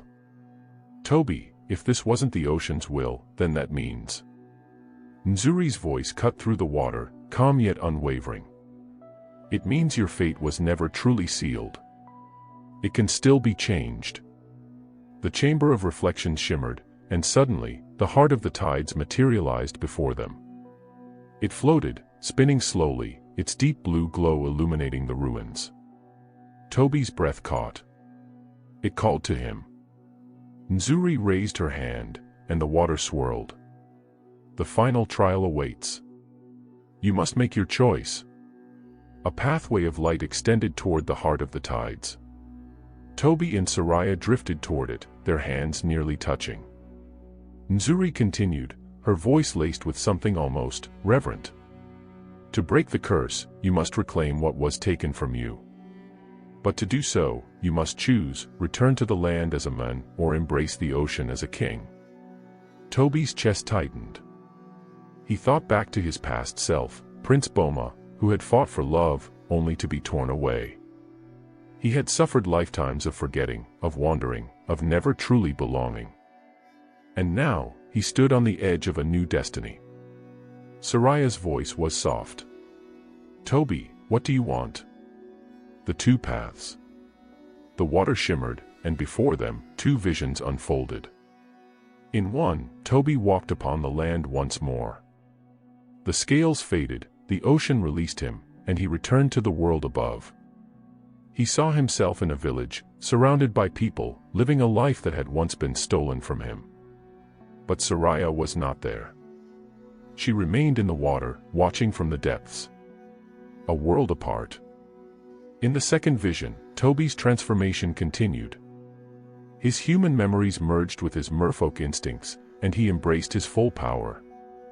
The heart of the tides bent to his will, and he stood, not as a cursed prince, but as a rightful ruler of the ocean. Soraya was beside him. Together, they reigned beneath the waves, uniting the land and sea at last. Toby swallowed hard. One choice would return him to the life he lost. The other would make him something new entirely. Soraya watched him closely. No matter what you choose, I will stay with you. Zuri's gaze darkened. Choose, child of the tides. The heart pulsed, the ruins trembled, and the ocean held its breath. Toby stepped forward. The ocean whispered around him, waiting. The heart of the tides pulsed, its magic stretching toward Toby like an unseen current, urging him to choose. Toby's fingers trembled as he looked between the two visions. The land, his humanity. The life that was stolen from him. The sea, his destiny. The life he could create anew. His heart ached as he turned to Soraya. What if I choose wrong? Soraya reached for his hand, her touch gentle yet firm. Your heart already knows the answer, Toby. It always has. Zuri hovered above them, watching. A choice made in fear leads only to regret. Choose with purpose, or you will be forever lost between two worlds. Toby closed his eyes. His entire life, both of them, had been spent in uncertainty. Wandering, searching for answers, never feeling whole. He had been a historian, piecing together lost stories, never realizing his own was still unfolding. And now, he stood at the threshold of something greater. Slowly, he opened his eyes, his decision made.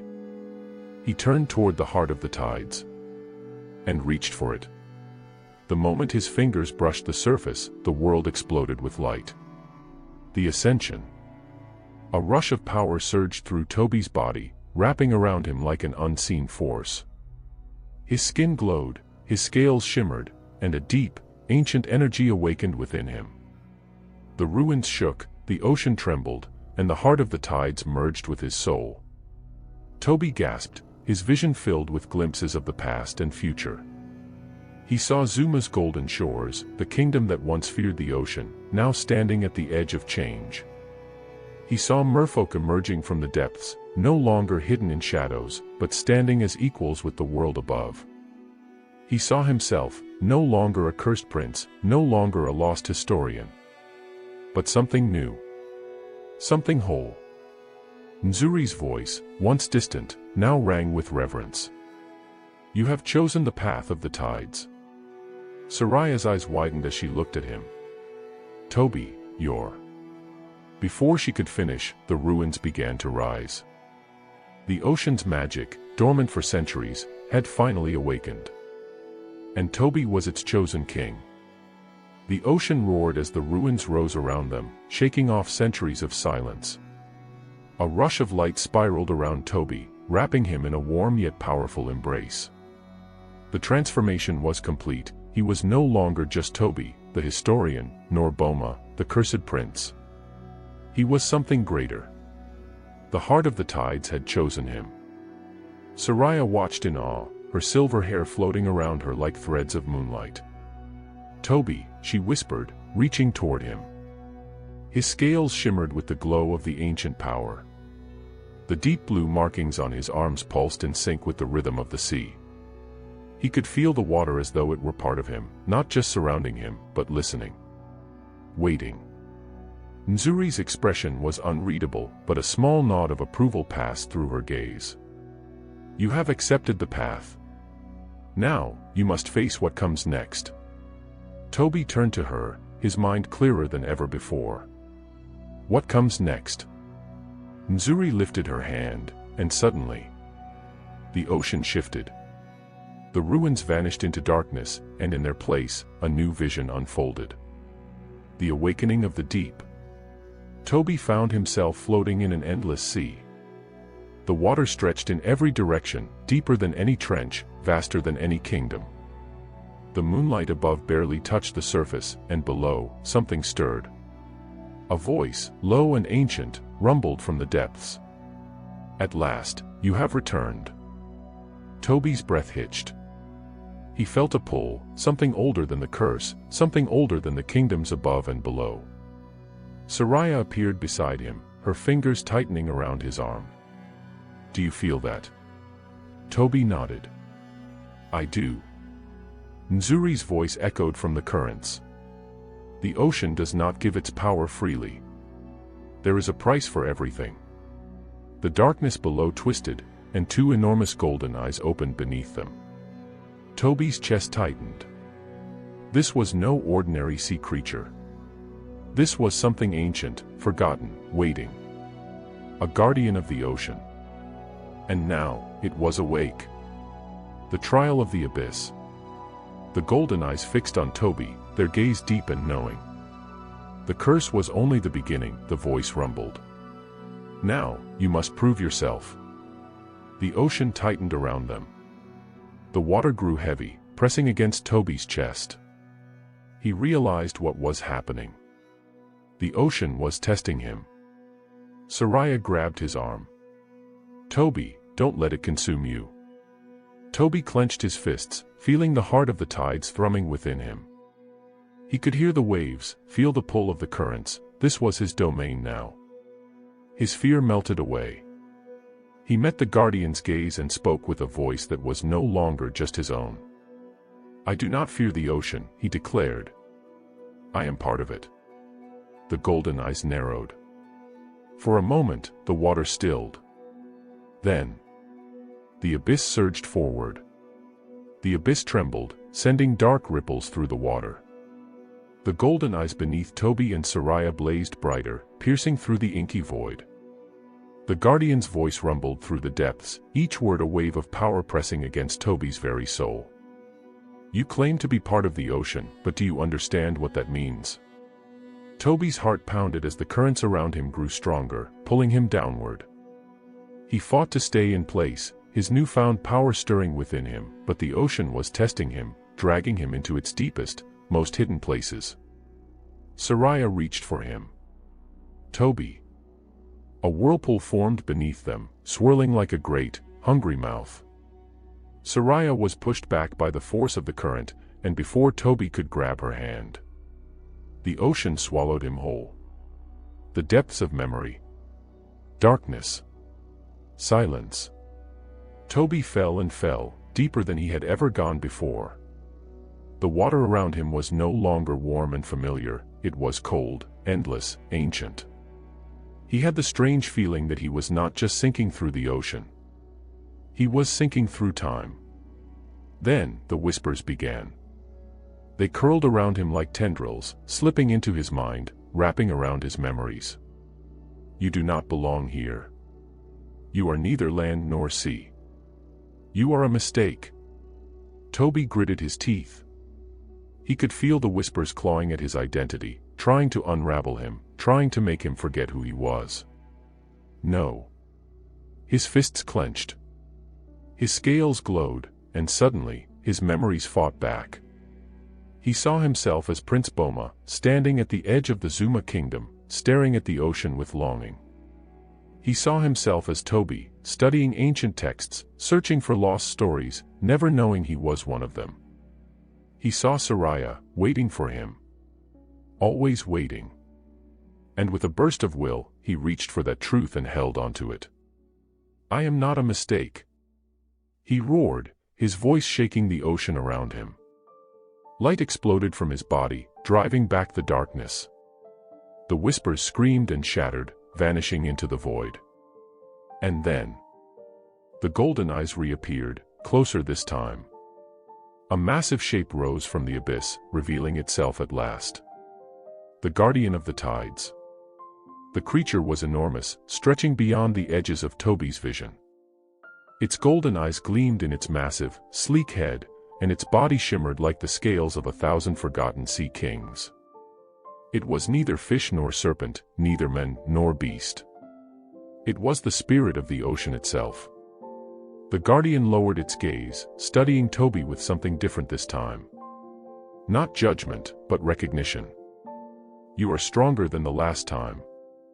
Toby breathed heavily, the glow of the heart of the tides pulsing in his chest. I will not be broken. The guardian let out a deep, rumbling sound, not quite a laugh, but close. Then you are ready for the true trial. The abyss shifted, and suddenly, the darkness peeled away, revealing something Toby never expected to see. A city. A great, forgotten city, buried beneath the waves for centuries. And at its center, a throne. Toby's breath caught in his throat as he gazed upon the city before him. The ocean had hidden it well, massive stone structures covered in coral, spiraling towers that stretched into the darkness, and golden archways carved with symbols older than any he had seen before. At the very center, resting on a raised platform of smooth black stone, was a throne. Not just any throne, his throne. The realization struck him like a wave.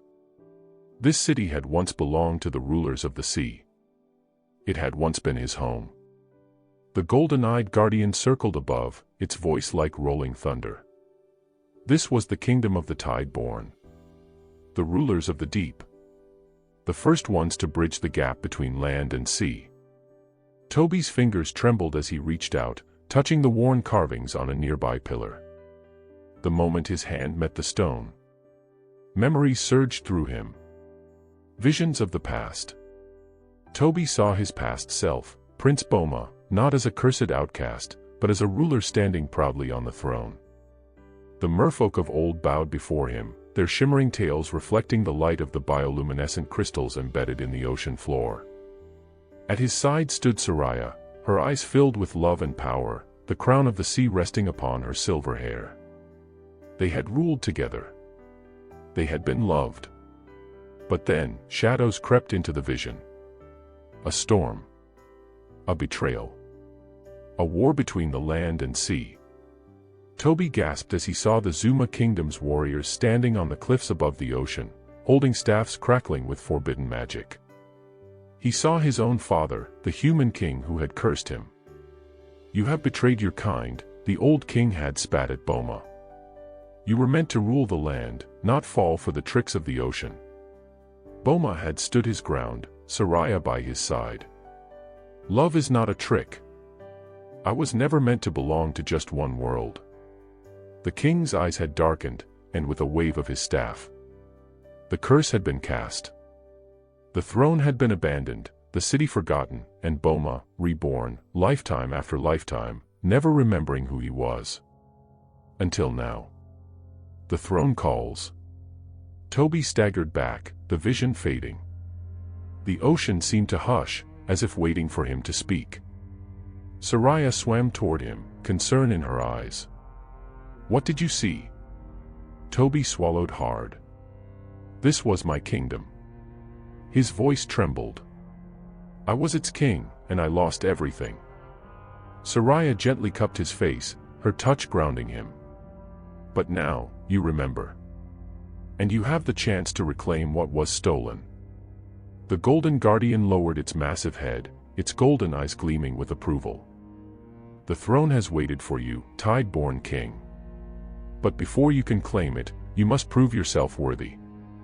The water around them shuddered, and suddenly, the ruins began to tremble. The ocean was not done testing him. The ocean rumbled. The ruins of the lost city trembled as if they, too, were awakening from a centuries-long slumber. Toby could feel it, the ancient magic stirring beneath the seabed, the weight of his past pressing down on him like the deep tides. The Guardian's golden eyes watched him, waiting. You have seen your past. Now, you must prove that you are worthy of your future. Toby swallowed, his hands clenching into fists. He had come so far. He had uncovered the truth of his past life, remembered the love he and Soraya had shared, and reclaimed his power. But the throne, the very seat of his destiny, still remained untouched. The golden-eyed guardian rose higher, its massive form casting a shadow over the ruins. Its voice rumbled through the depths. The final trial is not a battle of strength. It is a battle of the soul. Toby's chest tightened. A battle of the soul. He had fought against currents, outswum creatures of the abyss, and withstood the weight of ancient magic, but this was different. Step forward, Tide-born king. Toby hesitated for only a second before moving toward the throne of the deep.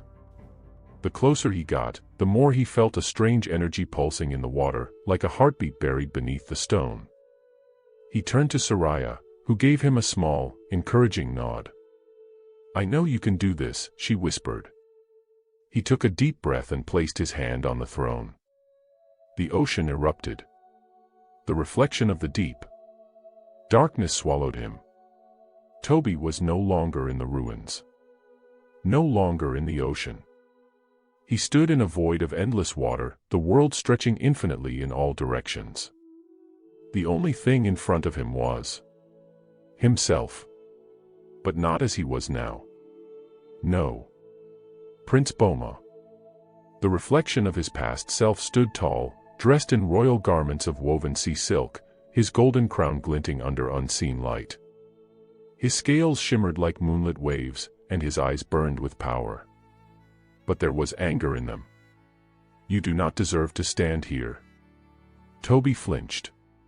What? The reflection stepped forward, his voice laced with bitterness. You abandoned everything. You let them take our kingdom. You let them curse us. And for centuries, you did nothing but live life after life as a clueless human. Toby's fists clenched. I didn't know. I didn't remember. And that is the problem. Suddenly, the reflection rushed forward.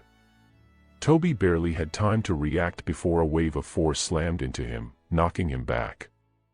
Pain shot through his body as he tumbled, but he forced himself to regain control, kicking through the water to steady himself.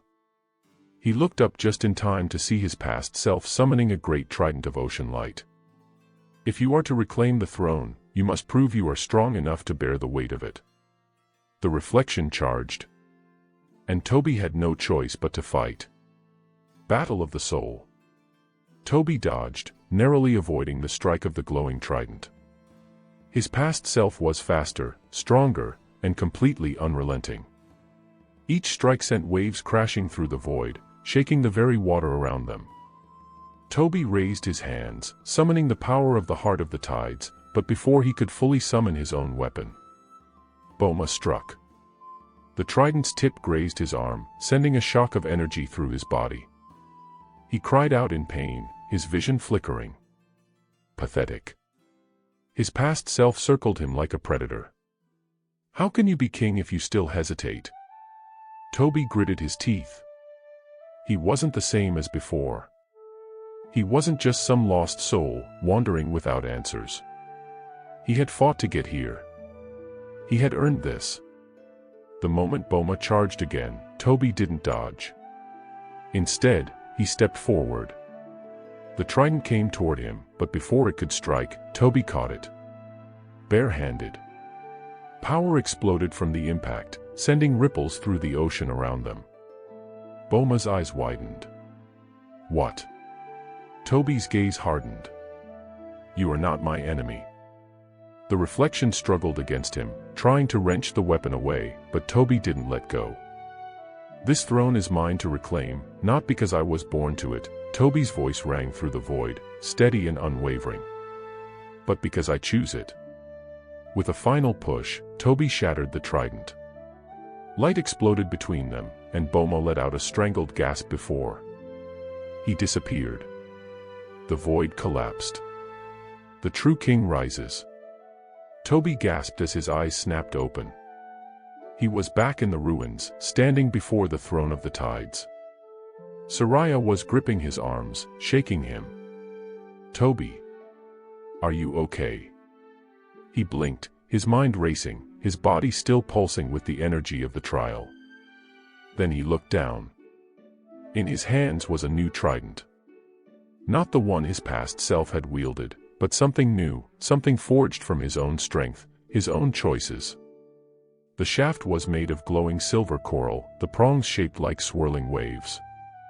It pulsed with a power that was truly his. The golden-eyed guardian let out a deep, approving hum. You have faced yourself, and won. The ocean stilled, and for the first time, Toby felt it truly accept him. Soraya smiled through the tears in her eyes. You did it. Toby turned to the throne. Slowly, with steady steps, he moved forward and sat upon it. The moment he did, the city glowed to life. The ruins shook, light spreading through the ancient carvings like veins of power, as if the ocean itself was rejoicing. The kingdom was no longer lost. It had a ruler once more. Toby, the king of the tides, had returned.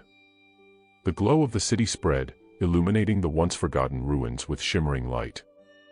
The deep-sea currents whispered through the towering coral-covered structures, carrying the echoes of a kingdom that had finally awakened after centuries of slumber.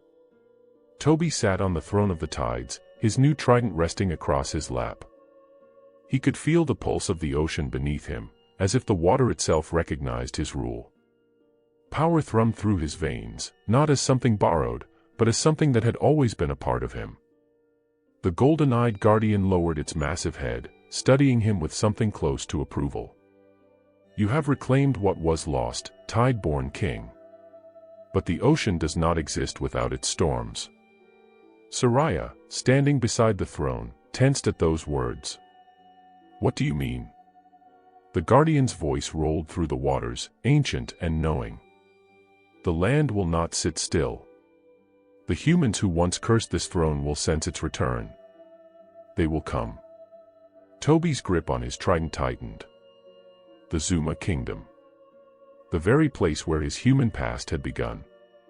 The home of his ancestors. Would they see him as a ruler?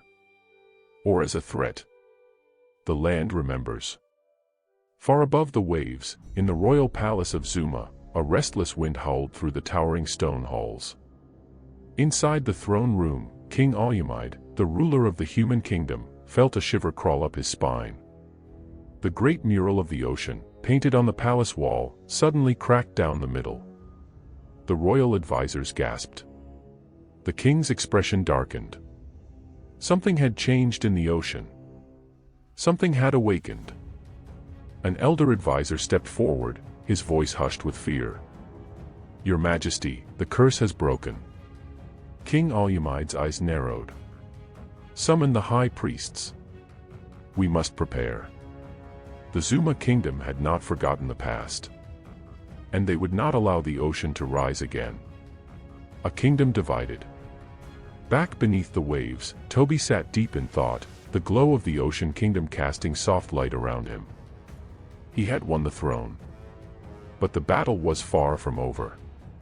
Soraya reached out, placing a gentle hand on his arm. We don't have to face this alone.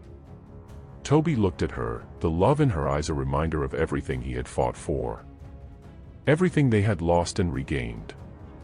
He nodded. No, we don't. He turned to the golden-eyed guardian. The Zuma kingdom will come for us. We need to be ready. The guardian rumbled in agreement. Then let the ocean prepare for war. And as the waters stirred, as old powers awoke, and as the tides began to shift once more, the battle for the ocean was only just beginning. The ocean pulsed with energy. The ancient kingdom of the tides had awakened, and the sea creatures that had once hidden in the depths now sensed the shift.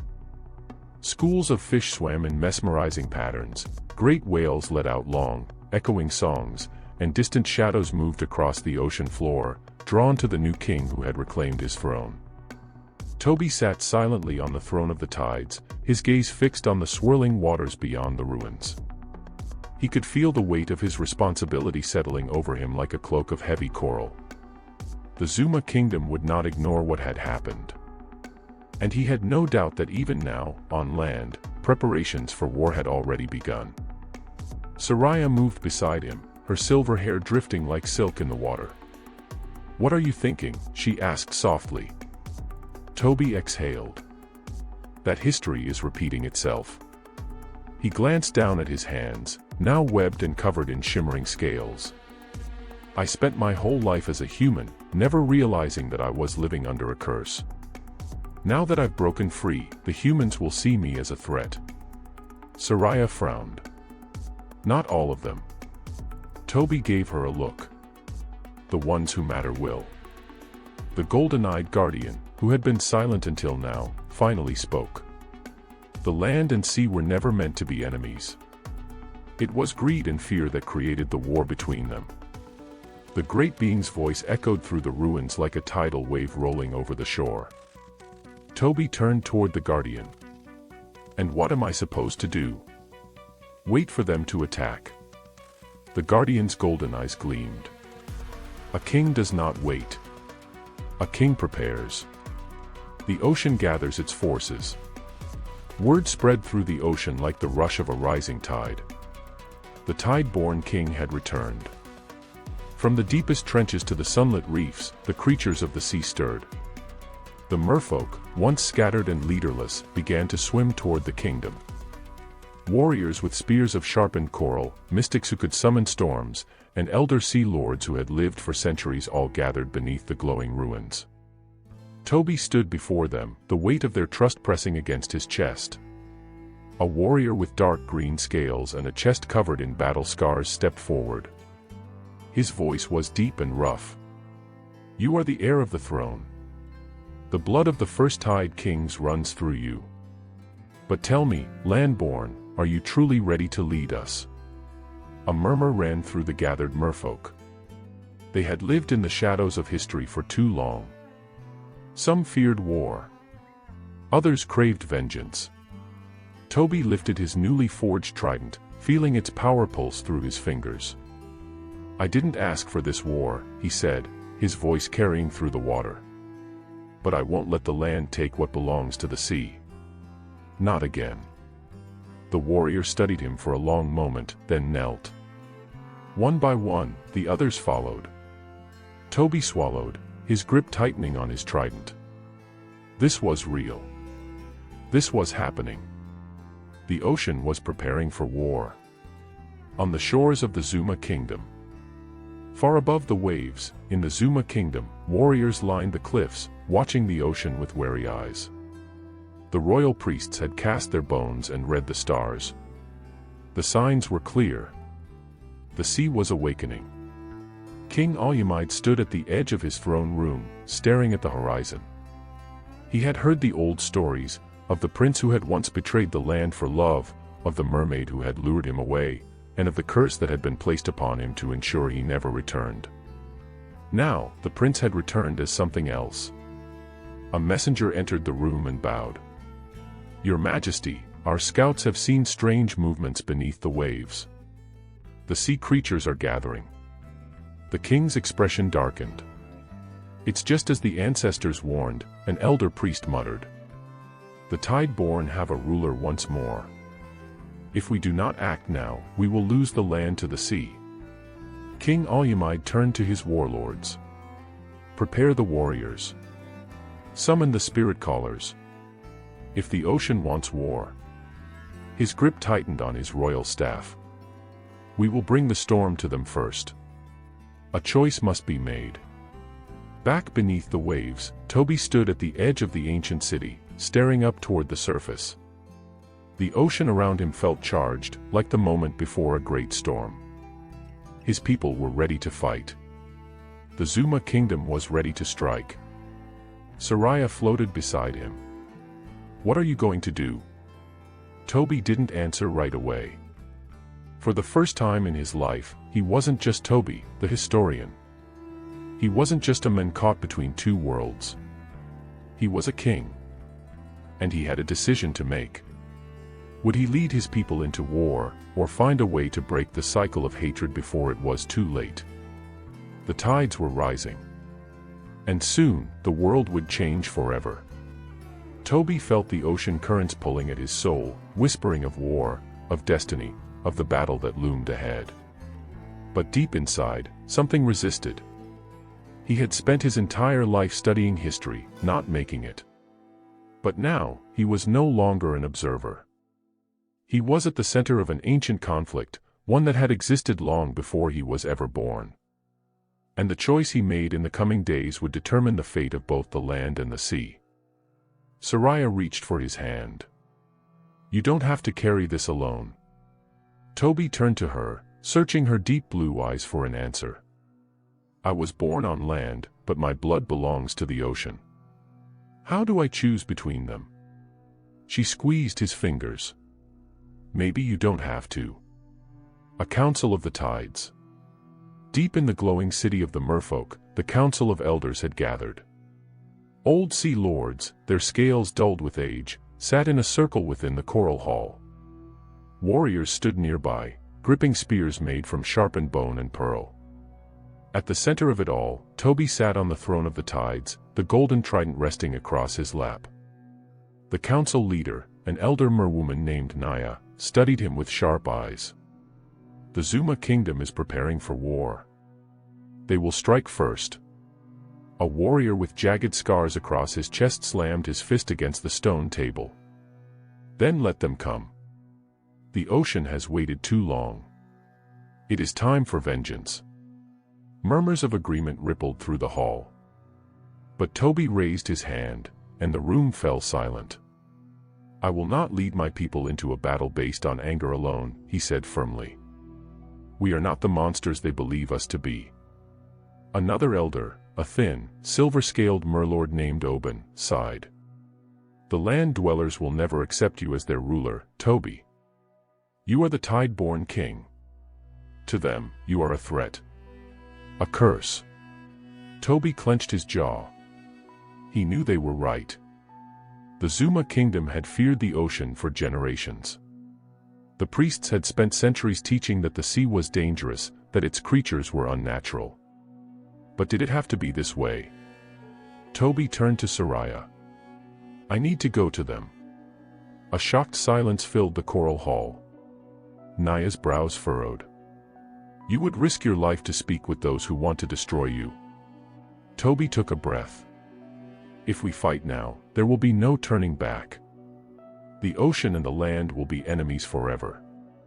But if I go to them, if I show them that I am not their enemy, maybe we can stop this before blood is spilled.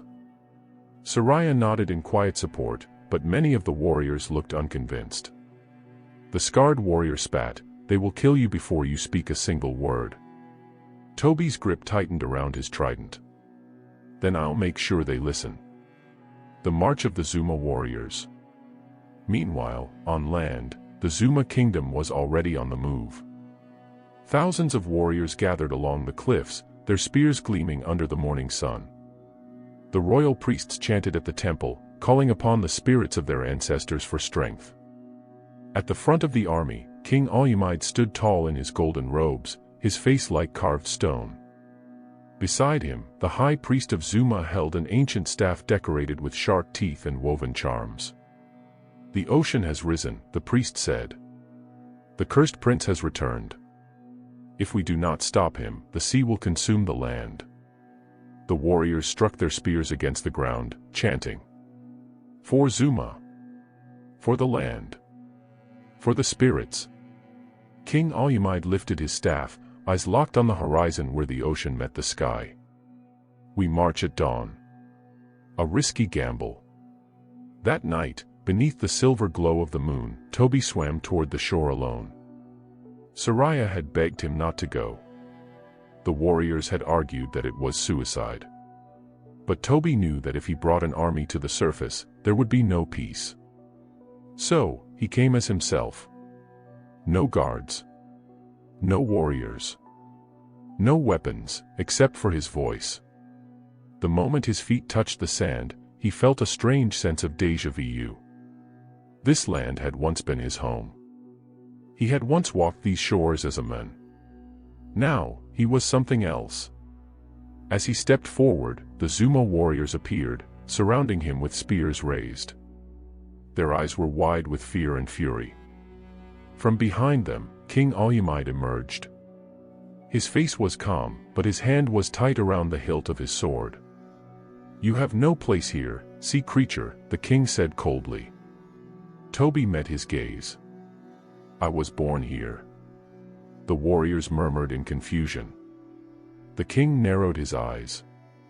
"You are no man. You are a curse." Toby took a deep breath. "I am Toby. And I was once a prince of Zuma." A stunned silence fell over the warriors. Even the king hesitated. Toby took another step forward. "The ocean does not want war. I do not want war. But if you attack, my people will defend themselves. And there will be no turning back." King Alumide studied him carefully. "Why should I believe you?" Toby lifted his hands, showing that he carried no weapon. "Because I chose to come here alone. That is not the action of an enemy." For the first time, doubt flickered across the king's face. The warriors exchanged uncertain glances. The high priest frowned but remained silent. For a moment, it seemed like the tide was turning. Then, an arrow shot through the air. It moved too fast for Toby to dodge. The moment it pierced his shoulder, pain exploded through his body. He staggered backward, gasping as golden blood, not red, but shimmering gold, spilled onto the sand. The warriors shouted in confusion. Toby's vision blurred, and as he collapsed to his knees, he heard a single, whispered voice in his mind. "The land will never accept you, Toby. The sea is where you belong." The ocean roared behind him. The tide was rising. And now, war was inevitable. Toby's breath came in sharp gasps as he clutched his wounded shoulder. The golden blood oozing from the arrow wound shimmered in the moonlight, staining the sand beneath him. The air was thick with silence, heavy with uncertainty. The Zuma warriors hesitated. King Alumide's jaw tightened. His grip on his sword wavered, his mind racing as he struggled to understand what he had just witnessed. This was not human blood. Toby wasn't just a man. He wasn't just a merfolk. He was something more. The high priest's voice cut through the silence like the blade of a dagger. "See. He bleeds gold. He is not one of us." The warriors' fear returned in an instant. One by one, they raised their spears again. Toby tried to stand, his vision blurring, but the pain in his shoulder sent another wave of dizziness crashing over him. He fell back onto the sand, helpless. A second arrow was knocked. A Zuma warrior pulled back the bowstring, his hands shaking. His orders were clear. "Kill the monster." "Enough." The king's voice rang across the battlefield. The archer froze. The warriors lowered their weapons slightly. Even the high priest, who had been fanning the flames of fear, hesitated at the raw command in King Alumide's voice. The king stepped forward, his sharp gaze locking onto Toby. "You are wounded," he said, his voice carefully measured. You came alone, without an army. You did not strike back, even when you were attacked. He studied the golden blood dripping from Toby's fingers. It was unlike anything he had ever seen. Tell me, the king demanded, his voice quiet but firm. What are you? Toby swallowed hard. His chest ached from the strain of keeping himself upright. I am the past you tried to forget, he said hoarsely. I am the prince you cursed. I am the son of this land, and the son of the sea. Gasps rippled through the warriors. Some whispered prayers. Others backed away in fear. King Al-Yamid said nothing. But his silence was not a refusal. It was consideration. The high priest, however, saw the king's hesitation and knew he had to act before doubt settled in. Do not be fooled, he spat, stepping forward. He is the cursed one. The ocean has sent him to deceive you. He is neither man nor mare. He is a demon. The warrior's unease returned, and the archer lifted his bow once more. But before he could release the arrow, a wave rose from the ocean behind them. A towering wall of water, dark and shimmering, surged forward, and from its heart, Soraya emerged. Her eyes glowed with raw fury. The ocean roared at her back, and the water coiled around her like living serpents, waiting for her command. She looked upon Toby, her love, her king, wounded and kneeling in the sand. And something inside her snapped. You dare harm him. Her voice was not human, not mortal. It was the voice of the sea itself, vast, ancient, and filled with wrath. The warriors stumbled back. Even the high priest flinched. Soraya lifted her hands. The sea obeyed. A tidal wave began to rise behind her. King Al-Yamid's eyes widened in horror. The Zuma warriors braced themselves. Toby, still kneeling, forced himself to gasp out a single word. Soraya, stop. The mermaid hesitated. Her glowing eyes flickered toward him, her rage warring with her love. The waves trembled in the air, poised between destruction and retreat. The entire world held its breath. And in that moment, Toby made his choice. He gritted his teeth, pushed against the pain, and forced himself to rise to his feet. The warriors stared in awe as his form shifted before their eyes. His human skin faded, revealing glistening scales. His legs weakened, nearly collapsing into a powerful mare tail. His eyes turned from brown to deep, endless blue, the color of the ocean itself. And when he finally spoke, his voice carried across both land and sea. There will be no war. Soraya blinked. But they. Toby turned to face King Al-Yamid directly. The ocean could destroy this land in an instant, he said. But I don't want that. He placed a hand over his wound, where his golden blood still dripped. I came here alone to stop this before it began. But someone wanted war. Someone wanted me dead before I could even speak. His gaze slid toward the high priest. The older man stiffened. Toby narrowed his eyes. Who fired the arrow? The warriors exchanged nervous glances. Toby stepped forward, ignoring the pain. Who fired the arrow? He repeated. The archer lowered his bow. His hands shook. And then, he pointed at the high priest. It was him, the archer whispered. He gave the order. The crowd gasped. Toby's heart pounded as he turned to King Al-Yamid.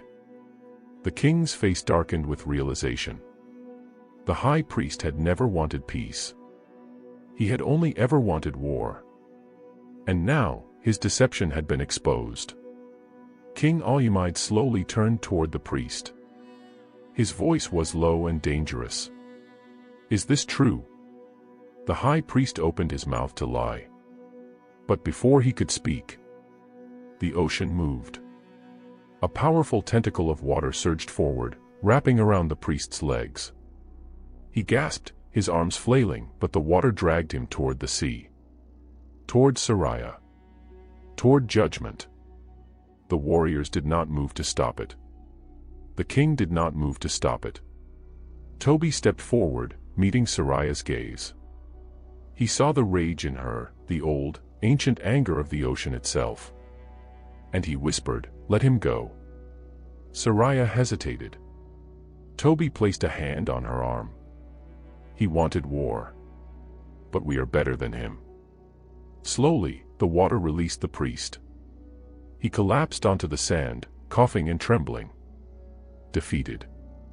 Soraya turned back to the warriors. "Your king must decide," she said coldly. "Will you continue to fight a war that never should have begun? Or will you let him lead you to peace?" All eyes fell on King Alyamide. The king looked at his warriors. At the wounded prince who had once been his own blood. At the mermaid who could destroy them all in an instant but had chosen not to. Then, slowly, King Alyamide knelt. He placed his royal sword in the sand. And he bowed his head. "We have fought the ocean for too long," he said. "Perhaps it is time to stop." The warriors lowered their weapons. Toby's heart pounded. For the first time in centuries, land and sea were at peace. The moon hung low over the ocean, its silver light reflecting on the calm waves. The battle had been avoided, but the air was still heavy with uncertainty. The Zuma warriors had lowered their weapons, and King Alyamide had bowed his head, acknowledging a peace long denied. Yet, as the ocean lapped at Toby's feet, he could feel the change deep within his bones. His skin tingled, scales shimmering faintly beneath the surface. His legs felt weaker, as though the earth no longer wished to support them. His heart ached, not from his wound, but from the slow, steady pull of the sea. Soraya was beside him, watching. She had always known this day would come. The moment he kissed the ocean, fate had been sealed. Now, she could see the struggle in his eyes. Toby turned toward the king. "You've accepted peace," he said. "But what happens now? The land and sea have been enemies for centuries. The warriors still fear the merfolk. The merfolk still distrust the humans." He exhaled sharply. A single bowstring pulled too tightly can snap at any moment. King Alyamide nodded solemnly. "You are right." He turned to his warriors, his voice carrying authority. "This peace will not be easy. But the bloodshed ends today. If I, a king, can bow to the ocean, then so can all of you." The warriors exchanged uncertain glances. One of them, a tall, broad-shouldered man named Femi, stepped forward. His brow furrowed. "And what of him?" He pointed to Toby. "He is not like us anymore. And he is not like them." The murmurs returned. Toby's stomach twisted. Soraya tensed beside him. She had expected this. King Alyamide's eyes darkened. "Toby was once my nephew. He was once a prince of this land." He sighed deeply. "But now, I do not know what he is." Neither did Toby. Who was he now? A historian? A prince? A mermaid? The ocean whispered, calling him back. His legs trembled. Soraya's fingers brushed against his. "You're changing faster now," she murmured. "The more time you spend on land, the harder it will be to resist the sea." Toby's throat tightened. He could feel it, the slow unraveling of his past self. Memories slipping like water through his fingers. He turned back to the king. "You don't trust me," he said. "You don't know what I've become." King Alyamide was silent. "I don't know either." Toby clenched his fists. "But I know I am the only one who can stand between the two worlds. The only one who understands both." The Zuma warriors watched him closely. The merfolk, still hidden beneath the waves, waited just as cautiously. And in the growing silence, a single question hung heavy in the air. Could Toby truly unite land and sea, Or would he be forced to choose one over the other? Toby sat on the shore, his legs stretched out before him, watching the ocean pull at the sand. He felt it pulling at him too. The transformation was happening faster now. The golden glow of his wound had faded, but his skin was changing, shifting like liquid bronze. Faint scales shimmered under the moonlight, appearing in patches along his arms, his neck, his back. The longer he stayed on land, the heavier he felt, as if gravity itself was rejecting him. Soraya knelt beside him, her expression gentle yet firm. "You don't have much time." Toby let out a slow breath. "I know." Behind them, the Zuma warriors had retreated to their village, though many still watched from a distance. King Alumaid had said nothing after the battle. His acceptance of peace did not mean trust. And trust, that would take time. Soraya's fingers brushed over his wrist, tracing the outline of the scales that had begun to bloom there. "You belong with me," she whispered. Her voice was a song, the kind that stirred the soul. And for a moment, Toby wanted to believe her. But when he looked back at the land, the village, the people, the world he had always known, he felt something twisting inside him. "I can't just leave," he murmured. Soraya frowned. "You are becoming one of us. Soon, you will no longer be able to walk on land at all. The longer you resist, the harder it will be. And if you stay too long," she hesitated, "the transformation might become painful." Toby swallowed. Would he wake up one day and find his legs gone, his body frozen in half-formed agony? Would he collapse in the village square, suffocating under the weight of air? The ocean wanted him. The land was unsure. And he was stuck in between. "What if I don't belong anywhere?" he asked, his voice barely a whisper. Soraya's fingers tightened around his wrist. "You belong with me." And yet, the Zuma people were his people too. Toby pressed his palm into the sand, feeling the grains slip through his fingers. He had spent his whole life chasing history, uncovering the past, only to discover he was the past. A prince who had loved a mermaid. A man cursed to become what he once longed for. His gaze drifted toward the village, where a few figures still watched. One of them stepped forward. Femi. The warrior who had doubted him most. Toby forced himself to stand, ignoring the strange weakness in his legs. "Wait here," he told Soraya. She hesitated, her ocean blue eyes filled with something unreadable. "Be careful," she whispered. Toby nodded and walked toward Femi, the sand cold beneath his feet. The warrior crossed his arms, his expression unreadable. "You didn't leave." Toby exhaled. "Not yet." Femi studied him. "The ocean is calling you, isn't it?" Toby didn't answer. Femi's gaze flickered to the faint scales on his arms, then back to his face. "You say you want peace between land and sea," he said. "But how can you unite two worlds when you're caught between them yourself?" Toby had no answer. Because he didn't know. He had thought peace would be enough. But peace was not trust. Peace was not belonging. And in the quiet between them, he realized. He had a choice to make. The night air was thick with the scent of salt and earth. Toby stood between the world he had known and the one pulling him away. Femi's words echoed in his mind. "How can you unite two worlds when you're caught between them yourself?" It was a question Toby could not yet answer. Femi's gaze remained sharp, watching him closely. "You don't know where you belong, do you?" Toby clenched his fists. "Would you, if your body was turning into something you never asked for?" Femi's expression didn't change, but something softened in his eyes. "I don't know," he admitted. "But I do know that the people here are afraid. Not just of the merfolk, but of you." Toby's breath hitched. "Of him? They think you will betray them," Femi continued. "That one day, when your scales cover your body, you will vanish into the ocean and never look back. Would they be wrong?" The thought terrified him. He had spent his life searching for forgotten history, but now, he was becoming history itself. A whisper of water stirred behind him. Soraya. Toby turned to find her standing at the water's edge, moonlight casting a silver glow over her figure. Her long, dark hair flowed like waves, and her deep blue eyes were filled with quiet longing.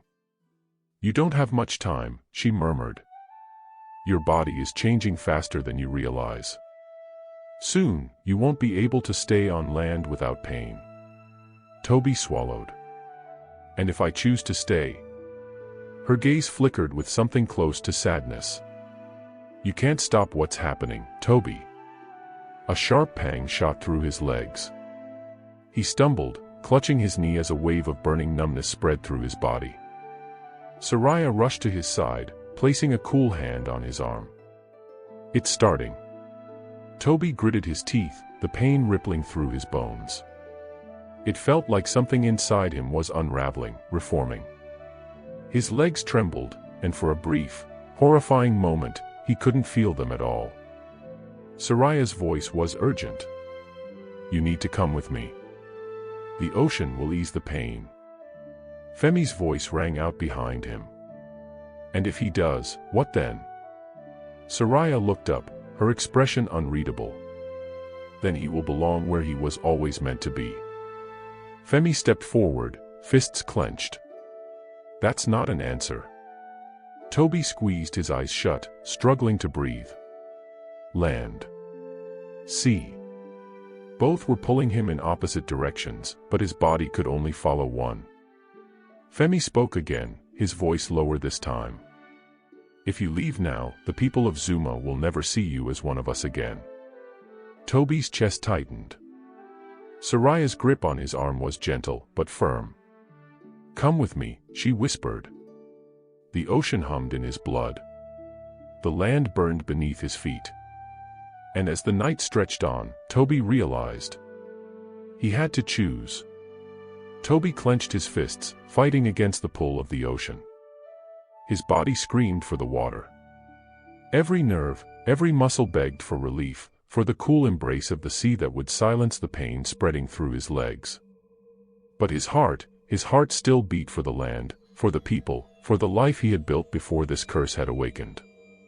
He would not give in. Not yet. Soraya's grip tightened on his arm. "Toby, you're resisting what you were meant to become."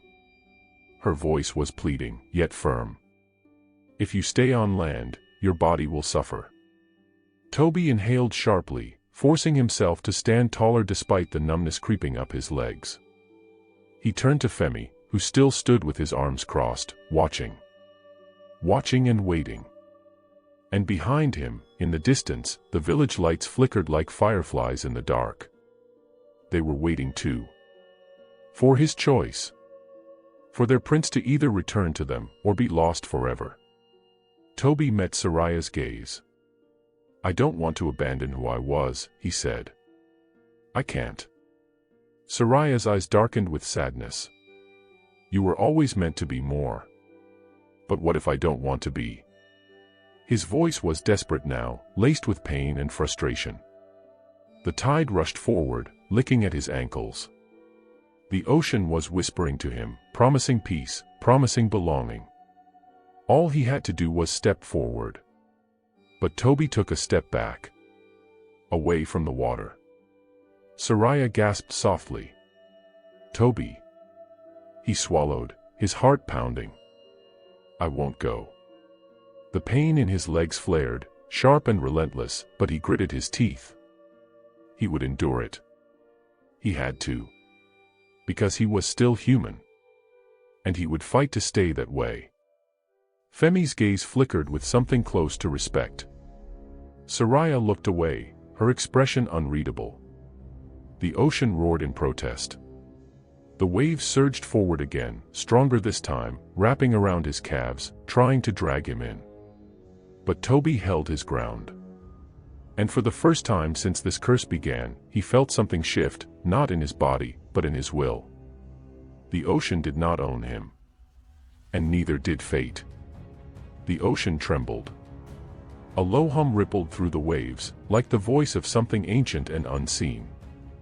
The night air thickened with an unnatural stillness, as if the sea itself had paused, watching, waiting. Soraya's lips parted slightly, her breath shallow. Toby could see it in her eyes, the storm rising behind them.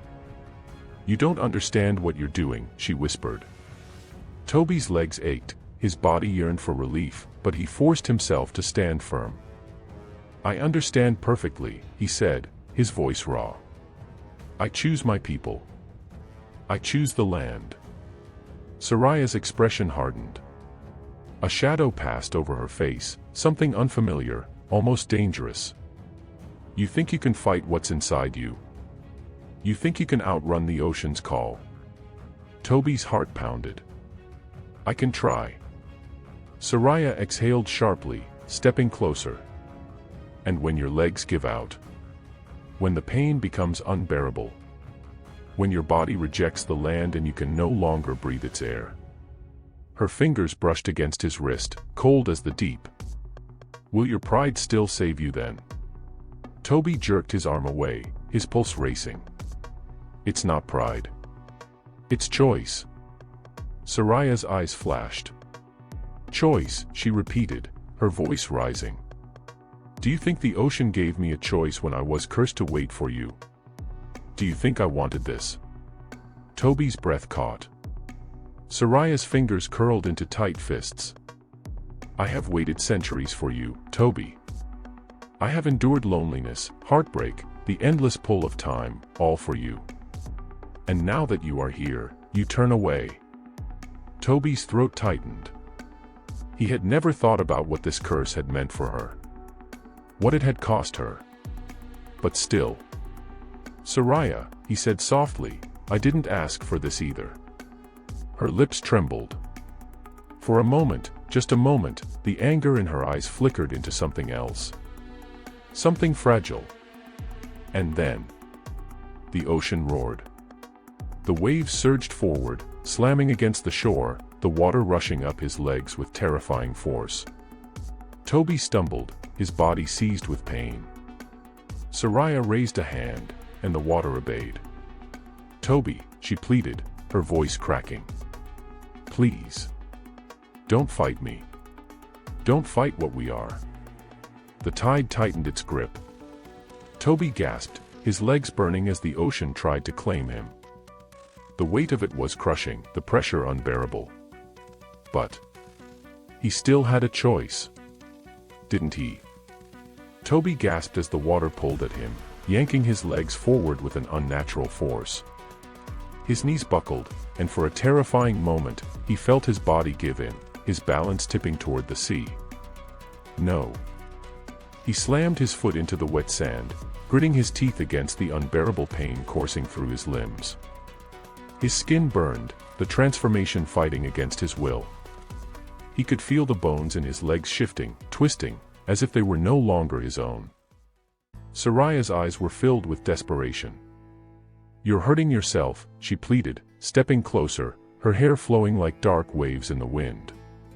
"Toby, listen to me. This is what you were meant for. The more you resist, the worse it will get." The ocean rose behind her like a living thing, waves cresting higher, hungry and relentless. Toby clenched his fists. "You don't get to decide that for me." Soraya flinched. "I'm trying to save you. You're trying to make me something I'm not." The moment the words left his mouth, the ocean reacted. A massive wave crashed against the shore, spraying them both with icy water. The current tightened around Toby's legs, dragging him forward another step. He could feel it now, the pull deep inside him. The more he fought, the more his body betrayed him. He dropped to one knee, his breath ragged. His fingers dug into the sand, desperate for something solid. But the tide was stronger. His body was changing faster. Soraya knelt beside him, reaching out, her hands gentle now. "Please, don't do this to yourself," she whispered. "I love you, Toby. I always have." Toby's heart pounded. The words hit him like a wave. The past, the love story he had uncovered, was more than a tale. It was his own. Somewhere deep inside, a part of him remembered. The moonlit nights in the cove. The laughter between stolen kisses. The promise made beneath the stars. No matter what, I will always find you. Toby shook his head violently. No. That was another life. Another him. That love had already destroyed him once before. He would not let it happen again. Toby forced himself to stand, ignoring the searing pain in his legs. His vision blurred, his heartbeat thundered, but he still had his mind. His choice. Soraya's hands hovered near him, her expression heartbroken. Toby. He looked into her eyes, so full of sorrow, of longing, and said the only thing he could. I'm sorry. Then, with every ounce of strength he had left, he tore himself away from the water. The moment his feet left the tide, pain exploded through his body. He collapsed onto the sand, his chest heaving, his skin burning. The ocean screamed in protest. Soraya let out a soft, broken gasp. She took a step forward, then stopped. She couldn't follow him onto the land. They both knew it. Toby lifted his head, meeting her gaze. A silent war passed between them. She had lost him. And he had lost her. But the battle was far from over. The ocean had let him go, for now. But it would not stop calling. And neither would she. Toby lay on the damp sand, his chest heaving as he fought to catch his breath. Every inch of his body burned, as if fire and ice were warring beneath his skin. The pain was unbearable, yet he had won, for now. The ocean had let him go. But it had not given up on him. Soraya stood just at the water's edge, her gaze fixed on him with a mix of sadness and determination. The waves lapped at her feet, waiting, expectant. Toby pushed himself up onto his elbows, his arms trembling.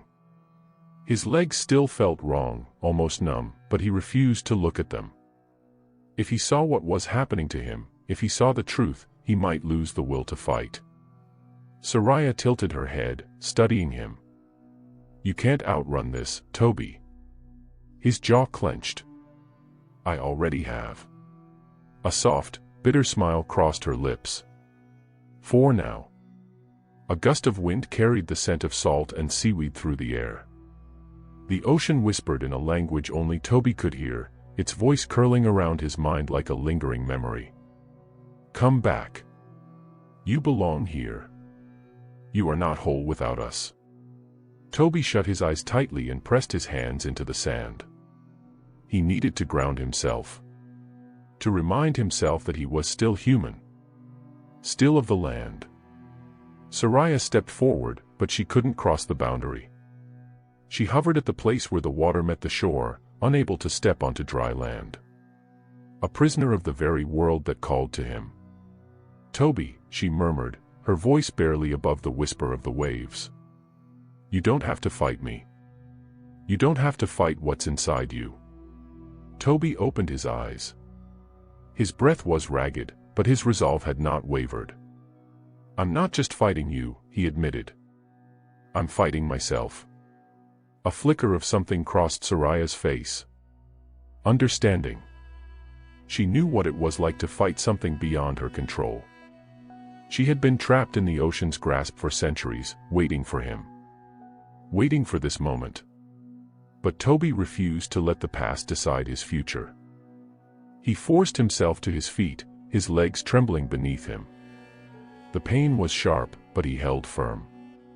He would not let the ocean see him weak. Soraya's expression hardened. I won't stop, she said softly. I will do whatever it takes to bring you back. Toby's heartbeat quickened. The warning in her voice was clear. She had tried to convince him. She had tried to plead with him. Now she would fight for him. And the ocean would fight with her. Thunder rumbled in the distance, the wind picking up. The tide swelled higher, as if it, too, was preparing for war. Toby had won this battle. But the war between land and sea had only just begun. The wind howled. The waves churned. The ocean was angry. Toby stood his ground, his feet sinking slightly into the wet sand as he faced Soraya. Her once soft eyes had hardened into something unyielding, unwavering. She would not let him go. Lightning flashed in the distance, a jagged crack of white against the black sky. The air grew thick with moisture, heavy with power. Soraya lifted her hand. The ocean answered. A massive wave surged forward, towering over him, its crest shimmering under the pale moonlight. It moved too fast, too deliberate, to be natural. This was her doing. Toby's breath hitched. She's serious. Soraya's voice rose above the roaring tide. I won't watch you suffer, Toby. I won't watch you fade away when the ocean can make you whole. Toby took a step back, his pulse hammering. I told you, I don't want this. But the ocean did not care what he wanted. The wave collapsed. Water slammed into him, knocking him off his feet and dragging him back toward the sea. His arms flailed, his fingers scraping against the sand, trying desperately to hold on to anything. But the tide was too strong. Cold, salty water rushed over him, swallowing him whole. Darkness. Silence. Depth. Toby's lungs screamed for air.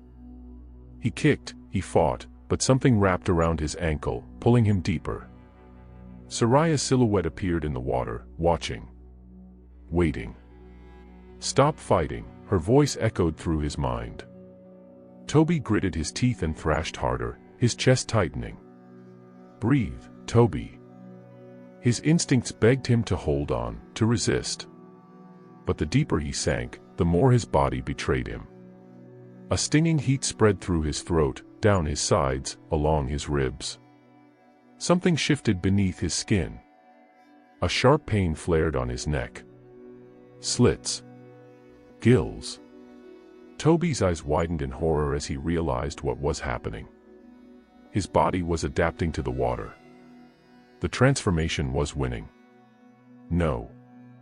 With one final, desperate burst of energy, he kicked upward and broke the surface, gasping for air.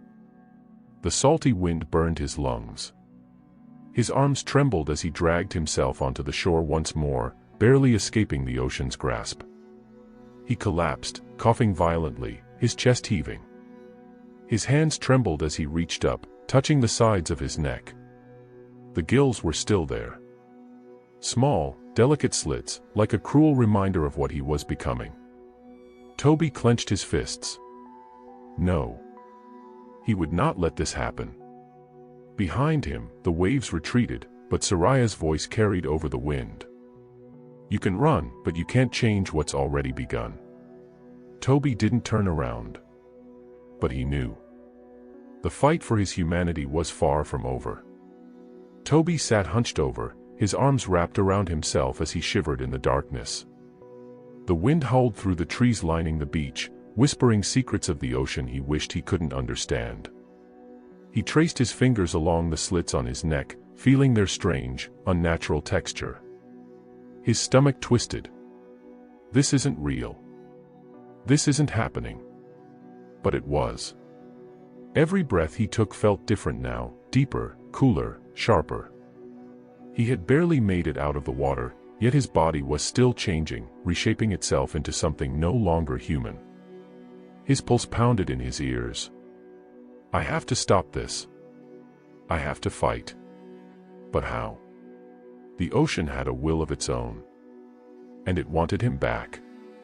Behind him, the waves crashed relentlessly against the shore. He didn't turn around. He didn't need to. He knew Soraya was still there, watching him from the tide. Waiting. Toby's jaw tightened. He was losing. Not just his body, his mind, too. The memories of the past, of another life, another love, were bleeding into him, making it harder to remember where one existence ended and the other began. He clenched his fists. No. He was Toby. He was not Prince Boma. He would not repeat the mistakes of the past. A flicker of movement caught his eye. He stiffened. From the shadows of the jungle, a figure emerged. Elder Osai. The old man, hunched with age but still sharp-eyed, stepped forward, his staff sinking into the wet sand with every step. His dark robes billowed in the wind, and his face, weathered like the bark of an ancient tree, held no surprise, only understanding. Toby swallowed hard. "You knew, didn't you?" His voice was raw. "You knew this was real?" Osai nodded slowly. The story of Boma and Soraya was never just a tale. It was a warning. Toby felt rage coil in his chest. "And you didn't tell me?" Osai sighed, kneeling beside him. "Would you have believed me if I had?" Toby opened his mouth, then closed it. No. He wouldn't have. The elder's gaze fell to the gills on his neck.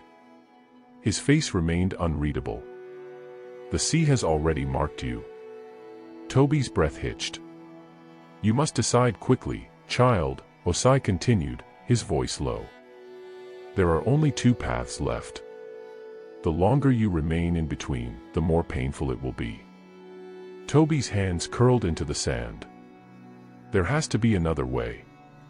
Osai shook his head. "There is not." The ocean roared behind them, almost as if it were mocking him. Toby turned, his gaze meeting Soraya's from across the shore. The moonlight made her skin glow like polished pearls, her eyes gleaming with a mixture of pain and hope. Hope that he would come back to her. Hope that he would stop resisting. But could he? Could he still fight? Or had the war already been lost? Toby's chest rose and fell in uneven breaths. His hands trembled as he dug his fingers into the damp sand beneath him, trying to anchor himself to the land. Trying to hold on. But the sea was calling. It never stopped calling. "Come home. You belong here. You are mine." He clenched his jaw, forcing the whispers out of his mind. He wasn't the prince from the past. He was Toby, a historian, a man of reason, of fact. Yet facts had crumbled before his eyes. The folktale was real. The curse was real. And now, his body was proof of it. Elder Osai's voice cut through the night air. "You must decide, child. The ocean will not wait forever."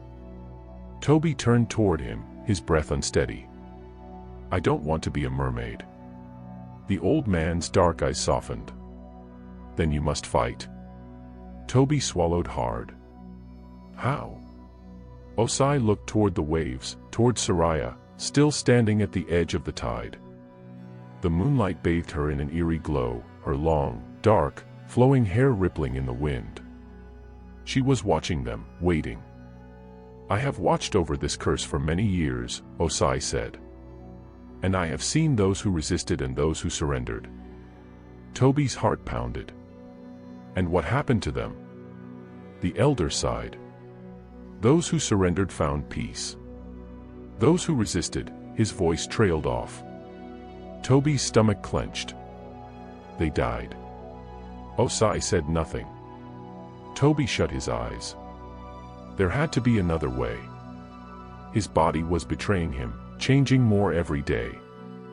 He could feel it, the way his skin no longer felt right in the dry air, the way the water felt more like home than the land ever had. But he couldn't give in. Not yet. Not while there was still a chance. Soraya took a step forward, the water swirling at her feet. "Toby," she called softly, her voice like the rush of the tide. "You're suffering. I can end it." Toby's fists tightened. "By taking away my humanity." Soraya's gaze darkened. "You were never meant to be just human." A shudder ran through him. He wanted to yell at her, to tell her she was wrong. But wasn't she right? Hadn't he always felt a pull to the ocean? Hadn't he always felt like something was missing? He shook his head violently. "No. This wasn't him. This was the curse twisting his thoughts. "I won't come with you," he said through gritted teeth. Soraya's lips pressed into a thin line. "Then you will suffer." A gust of wind rushed over them, and the waves crashed higher. Osai stepped forward, placing a hand on Toby's shoulder. "There is one last hope," he said gravely. Toby turned to him, desperate. "What is it?" Osai hesitated. "The sea's claim can only be broken by the land itself." Toby frowned. "What does that mean?" The elder's face was grim. "The curse was woven into the tides, but the answer lies within the earth. There is an ancient place, hidden deep within the jungle, a sacred ground untouched by the ocean's reach." Toby's breath caught. "You think it can stop this?" "I do not know," Osai admitted. "But it is the only chance you have." Toby turned back to the sea, to Soraya. Her eyes flashed with something unreadable. Fear. Desperation. She knew what Osai was talking about. And she didn't want him to find it. The realization sent a spark of hope through Toby's chest. There is a way out. But could he reach it in time? The ocean's grip on him was growing stronger by the day. And Soraya wasn't going to let him go without a fight. Toby's breath hitched as he processed Elder Osai's words. A sacred place untouched by the ocean. A place that could save him. A spark of hope flared in his chest, but it was quickly doused by the low rumble of the waves behind him. He knew Soraya wouldn't let him go easily. He turned to her. She had stepped further onto the shore now, the water curling around her ankles like a restless spirit. Her expression was unreadable, but her eyes held something dangerous. Fear. For the first time, he saw fear in her. She knew about the sacred place. She knew what it could do. And she was afraid he would reach it. Toby straightened, a new determination settling over him.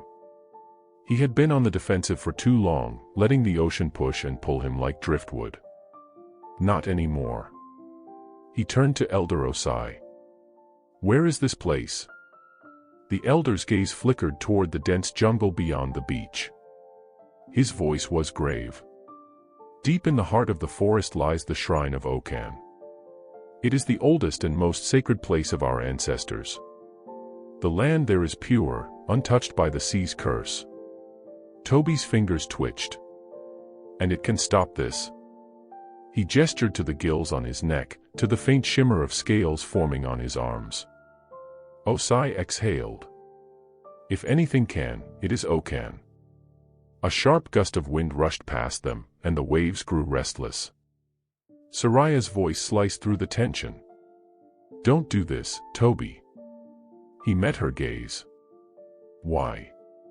"Because you're afraid I'll succeed." A flash of anger crossed her face. "Because you'll suffer." Toby shook his head. "I'm already suffering." Soraya took a step forward, her expression softening. "You think this is pain," she whispered. "The real pain is fighting something that was meant to be. You don't know how much it will hurt if you try to break the bond." Toby's jaw clenched. "Then I'll endure it." Soraya flinched. For the first time, she looked truly hurt.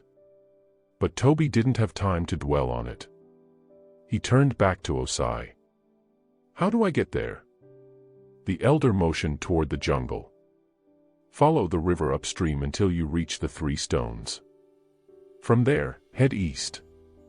The shrine is hidden behind the old baobab tree." Toby nodded. Soraya's voice was soft, pleading. "Toby, please." But he had made up his mind. Without another word, he turned and ran toward the jungle. The jungle was alive. Cicadas hummed in the thick air. The leaves rustled, whispering secrets between the trees. Shadows stretched long beneath the towering canopy, twisting and shifting in the moonlight. Toby moved quickly, his feet pounding against the damp earth. Every breath burned in his lungs. His body felt wrong, like it wasn't built for this anymore. The land resisted him. Or maybe it was the ocean fighting back. Water still clung to his skin. The salt still burned in his blood. He couldn't escape it. Not yet. A low growl rumbled from the trees ahead. Toby skidded to a stop, his heart hammering. Glowing eyes peered at him from the darkness. Wolves. No, not wolves. Forest spirits. Their sleek bodies shimmered, blending with the shadows. Their eyes burned like fireflies, intelligent and ancient. Toby took a slow step back. One of the spirits lifted its head, sniffing the air. Then, in a voice that sounded like rustling leaves, it spoke. "You reek of the sea." Toby's pulse pounded. "I need to pass." The spirits shifted, blocking his path. "The ocean's mark is on you. The land will not welcome you." Panic flared in his chest. "Please. I don't belong to the sea. I don't want to." The leader tilted its head. "Curious. And yet it clings to you." Toby's hands trembled. He could feel the gills on his neck fluttering, desperate for water. He could feel his skin tingling, the transformation creeping forward. He was running out of time. The spirits circled him, their luminous eyes flickering like embers. "One question," the leader murmured. Toby swallowed hard. "What? If the ocean calls your name, will you answer?" The question made his breath catch. For a moment, the memory of the waves rushed through his mind. The feeling of weightlessness, of belonging, of something ancient and powerful waiting beneath the depths. He thought of Soraya. Of the sadness in her eyes. Of the love that had lasted centuries. The pull was there. It would always be there. But was it stronger than his will? Toby's hands curled into fists. "No," he whispered. "I won't answer." The spirits were silent. Then, slowly, the leader stepped aside. "Then go." Toby didn't hesitate. He ran. Behind him, the spirits melted back into the shadows, their glowing eyes watching. Whispering. "He fights. But for how long?" Toby's lungs burned as he ran. The jungle was thick, the air humid and heavy, but he couldn't stop. Not now. Not when he was so close. The distant rush of water filled his ears, the river. Elder Osai had told him to follow it upstream to the 3 stones. From there, he would find the shrine. But even as he ran, he felt something shifting. The ocean was angry. The gills on his neck fluttered, aching for water. His legs ached, not from exhaustion, but from something worse, change. He was running out of time. The trees thinned, revealing the river at last. It was wide and fast-moving, the moon casting silver ripples across the surface. Toby stumbled to the water's edge, panting. He scooped a handful of water to his lips, but the moment it touched his tongue, a voice echoed in his mind. "Come back." Toby gasped, nearly dropping the water. His reflection rippled in the current, but it wasn't his reflection at all. Soraya stared back at him. Her long dark hair swayed like seaweed, her eyes shimmering too brightly for this world. "Toby," she whispered, though her lips never moved. Toby's body tensed. She was in his mind. "I won't come back," he said through gritted teeth. Soraya's expression didn't change.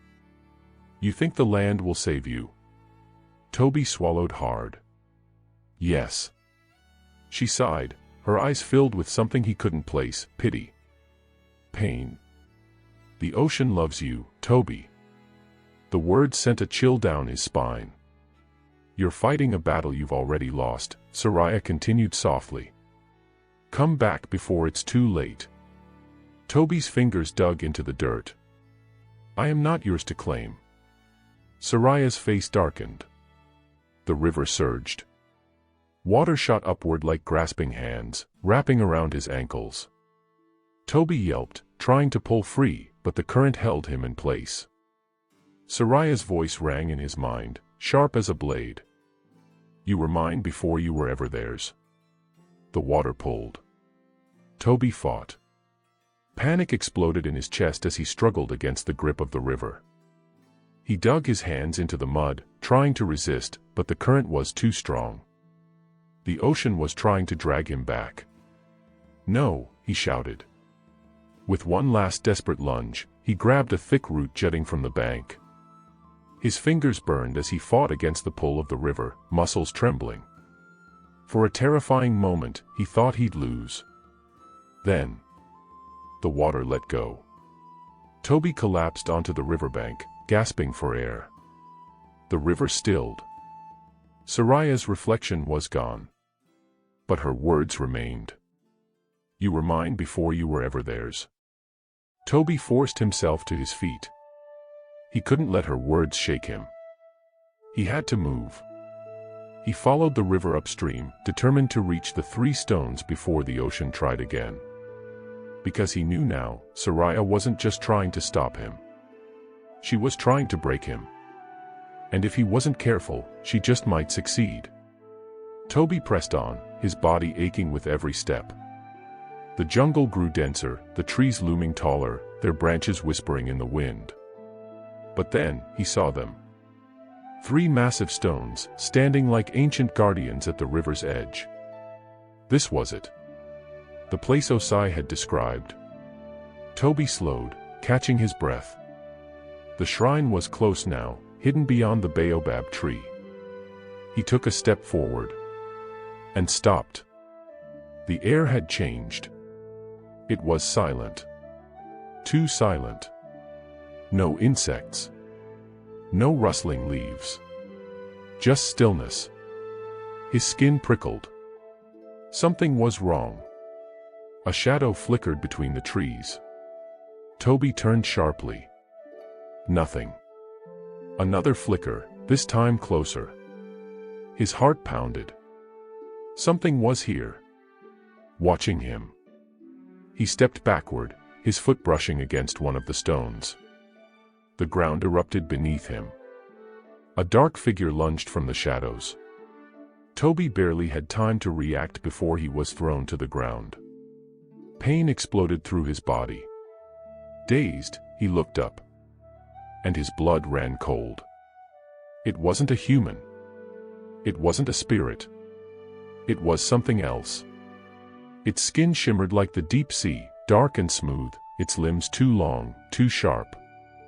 Its eyes, black as the abyss, bore into him with a hunger that made his stomach churn.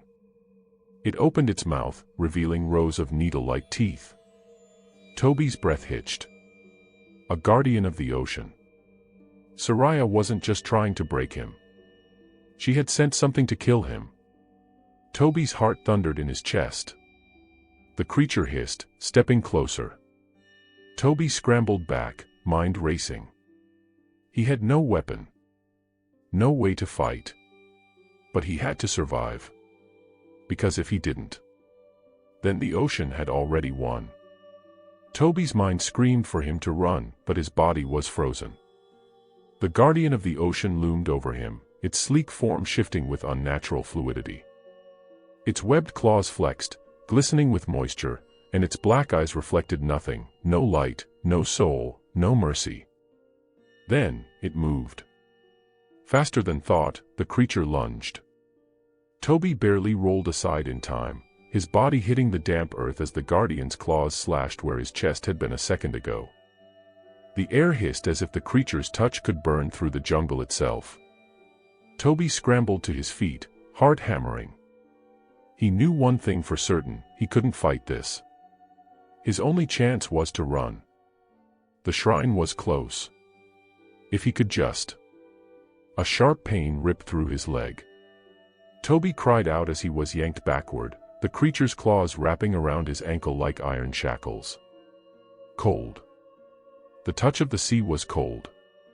Toby gasped as the skin beneath the creature's grip tingled, then burned. His veins pulsed with something unnatural, something deep and dark and ancient. The transformation was accelerating. The guardian hissed, pulling him closer.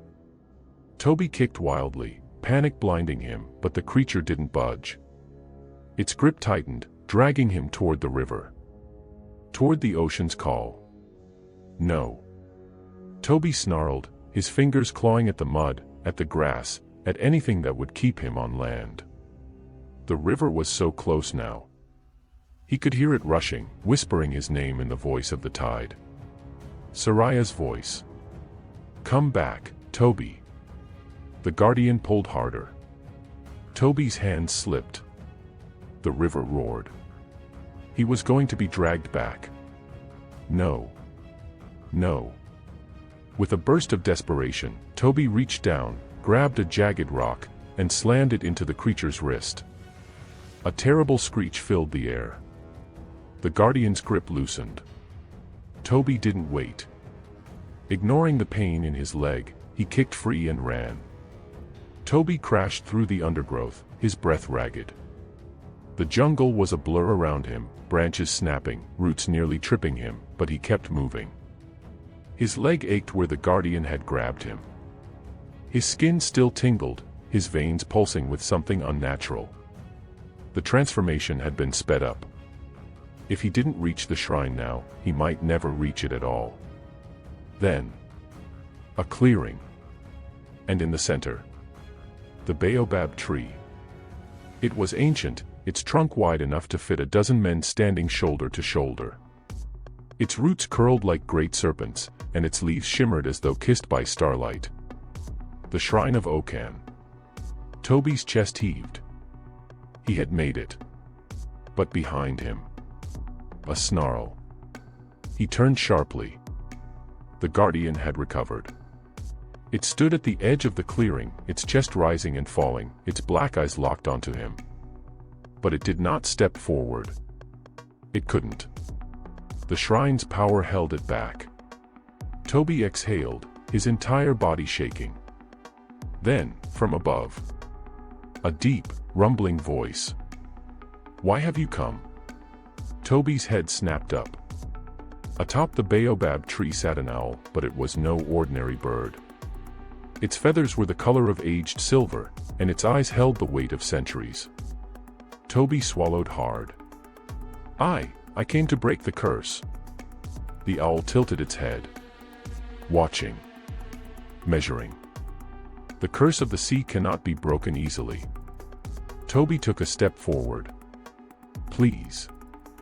I was never meant to be part of the ocean.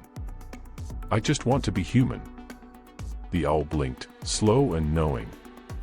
Then it spoke. To reclaim your humanity, you must make a choice. Toby's breath caught. What choice? The owl's voice was calm. The sea has claimed you, but the land calls you back. One will destroy the other. You must decide, will you return to the waves and accept your fate? Or will you sever your bond with the ocean, even if it costs you everything? Toby's throat tightened. Even if it costs everything. The weight of the question settled over him like a stone. And deep in his heart, he knew. This was not just a choice of where he belonged. It was a choice of who he would become. The air in the clearing was thick with silence. Toby's heart pounded as he stared up at the silver-feathered owl. Its eyes, ancient and knowing, pinned him in place. You must decide. The words hung heavy in the night air, wrapping around him like the tides he had fought so hard to escape. Toby's hands clenched into fists. This was it. The moment that would define his fate. He had spent days running from the ocean's pull, fighting against the scales blooming on his skin, resisting the whispers of the waves. But now, the owl had made it clear, this wasn't just about escape. To truly reclaim his human self, he had to sever his bond with the sea completely. Even if it costs you everything. Toby's throat tightened. What does that mean? The owl blinked slowly. Measuring him. The ocean has wrapped itself around your soul. To break free, you must give up what ties you to it. Toby swallowed. And what is that? The owl's feathers shimmered under the moonlight. Your love. Toby stiffened. If you choose the land, Soraya will be lost to you forever. The memories, the past, the love that has spanned centuries, everything will be erased. His breath hitched. Erased. You will no longer remember her. Nor will she remember you. Toby's mind reeled. The love that had once been a legend, the love that had cursed him, pulled him into this battle between land and sea, would be gone. He would wake up in the village, human once more, with no recollection of Soraya, of his past life, of the ocean's call. And Soraya would forget him too. His chest ached. Soraya had fought to bring him back. She had whispered his name in the waves, waited for him in the depths. She had never given up on him. Could he truly just let her go? Toby closed his eyes. He had fought for this. He had fought to remain human. But if he took this path, would it truly be a victory? A shift in the air. A ripple in the water. And then, a voice, soft as the waves. Toby. His eyes flew open. Soraya stood at the edge of the clearing. Her dark hair flowed like the tide, her eyes shimmering with the depths of the ocean. She was barefoot, the grass wilting beneath her toes, the sea's mist clinging to her skin. She had come for him. Toby's heart ached. Soraya. She stepped closer. The guardian behind her remained still, waiting, watching. Toby, she whispered again. Her voice held so much pain. Please don't do this. Toby swallowed hard. I can't. Yes, you can. Soraya's voice cracked. You don't have to choose the land. You don't have to forget me. Toby's hands trembled. I don't want to forget you, Soraya, but... Tears glistened in her eyes. But you will. Her words cut through him. You don't understand, Toby. If you let me go, it won't just be you that forgets. She pressed a trembling hand to her chest. I will forget too. I won't know why I feel so empty, why my heart aches every time I hear the waves. Her voice wavered. I won't know that I once loved you. Toby felt the weight of her words like a crushing tide. He had fought so hard to resist the ocean. But had he ever stopped to ask himself why he was fighting? Had it been out of fear?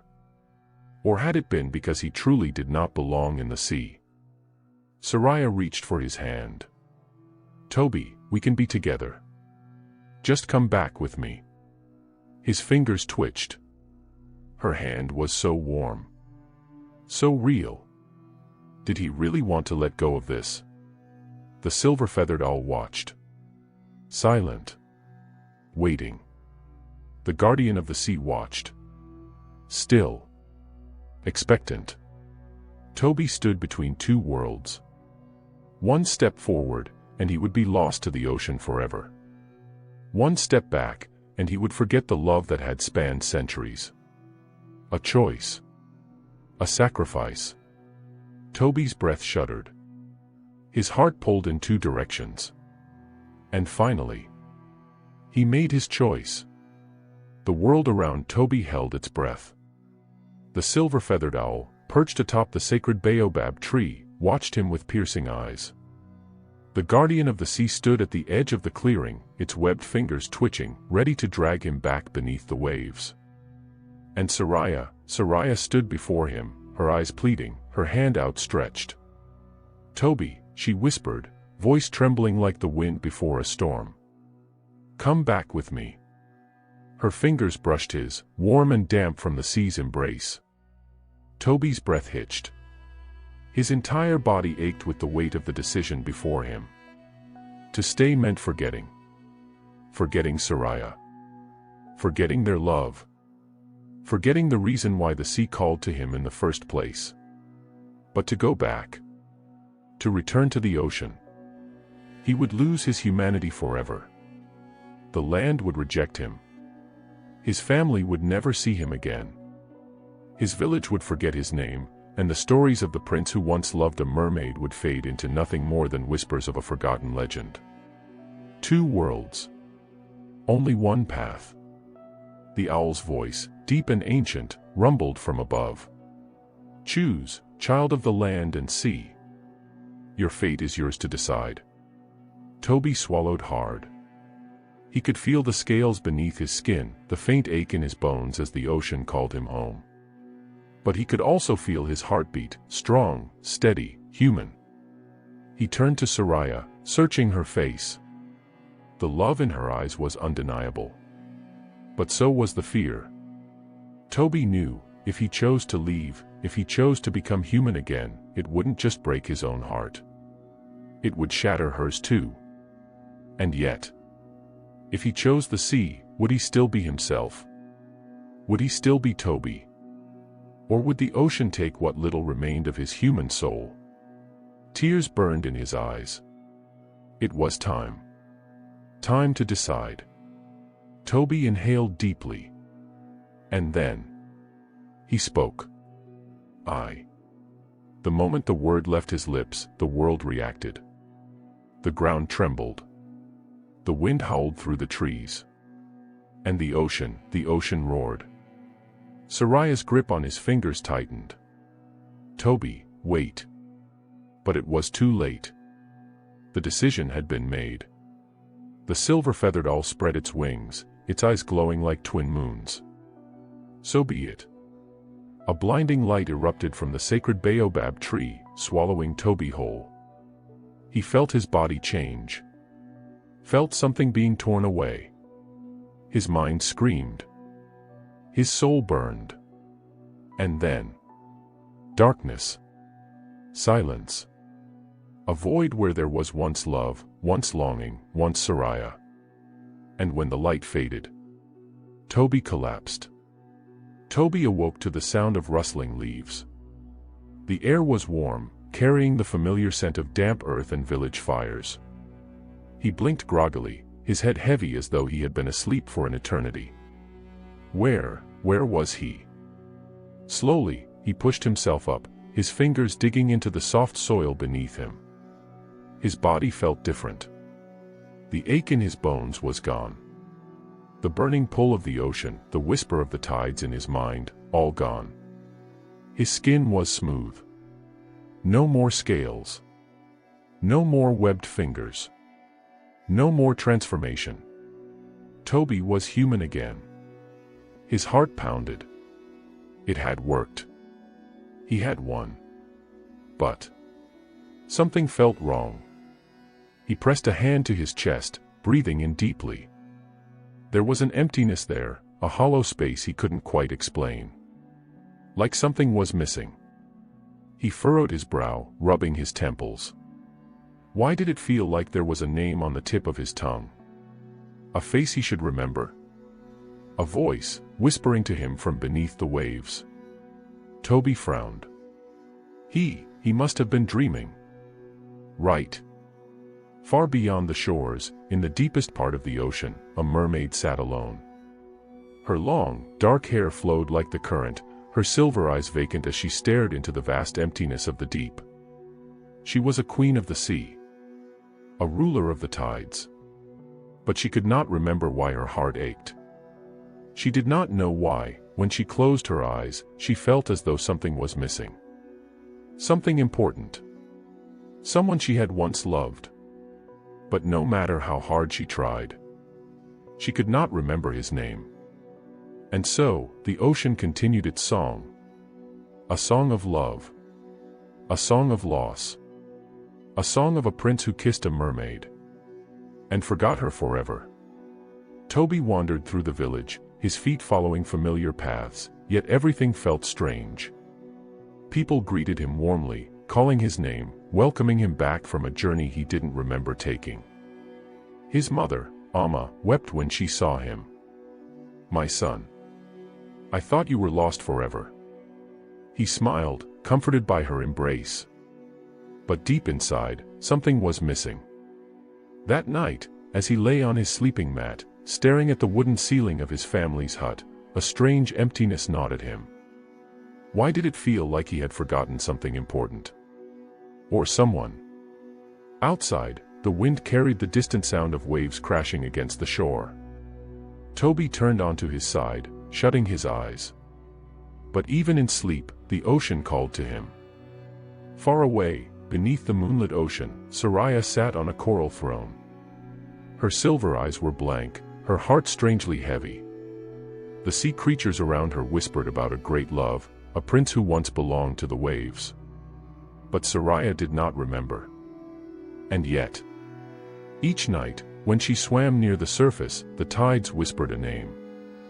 A name she did not know, yet felt in her soul. Toby. Her heart ached when she heard it. But why?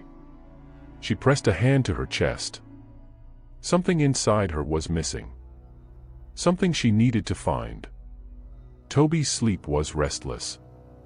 Dreams filled his mind, visions of a girl with dark hair, silver eyes, and a voice like the ocean itself. She called to him. He reached for her. But every time their fingers touched, she disappeared into the waves. Toby woke up with a gasp, his heart pounding. The morning sun streamed through the hut's window, but he felt cold, as if he had been sleeping in deep water. That name. Soraya.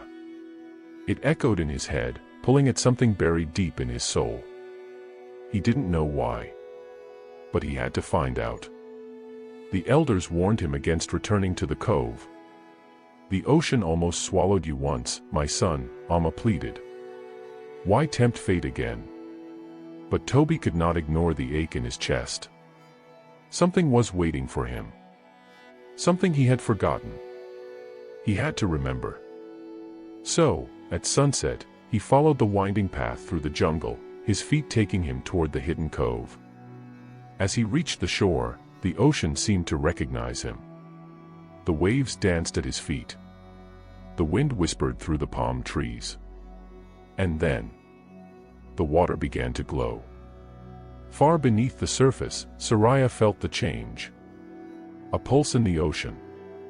A call that reached into the deepest parts of her heart. She did not understand why, but she swam toward it. Faster and faster, her heart pounding, until she broke through the surface and saw him. A young man standing at the water's edge. His face was familiar. Soraya gasped. Toby. The name left her lips before she even realized she had spoken it. And at that moment, everything came flooding back. The memories. The love. The curse. Soraya clutched her chest. I remember. Toby's eyes widened as the glowing waves wrapped around his feet. And then, he remembered too. Toby stumbled forward, his heart racing. Soraya, he whispered. I. Tears streamed down her face as she reached for him. And this time, when their fingers touched, the ocean did not take her away. Instead, a golden light exploded around them. The waves shimmered. The sky swirled with magic. And the curse that had bound them for centuries shattered. The ocean no longer claimed Toby. And the land no longer rejected Soraya. They were free. Free to love. Free to be together. Free to choose their own fate. The village gathered on the shores to witness the impossible. A mermaid standing on the sand, her feet bare against the earth. A man embracing her, their love stronger than any magic. Toby turned to Soraya, his hands cradling her face. You're here, he whispered. You're really here. She smiled through her tears. And I'm never leaving again. The ocean and the land had once tried to keep them apart. But love had won. As the village cheered, as the waves danced in celebration, Toby and Soraya held each other close. This was not an ending. This was the beginning of a new legend. A story not of loss, but of love. A story that would never be forgotten. And as they stood beneath the setting sun, hand in hand, they knew their love would last forever.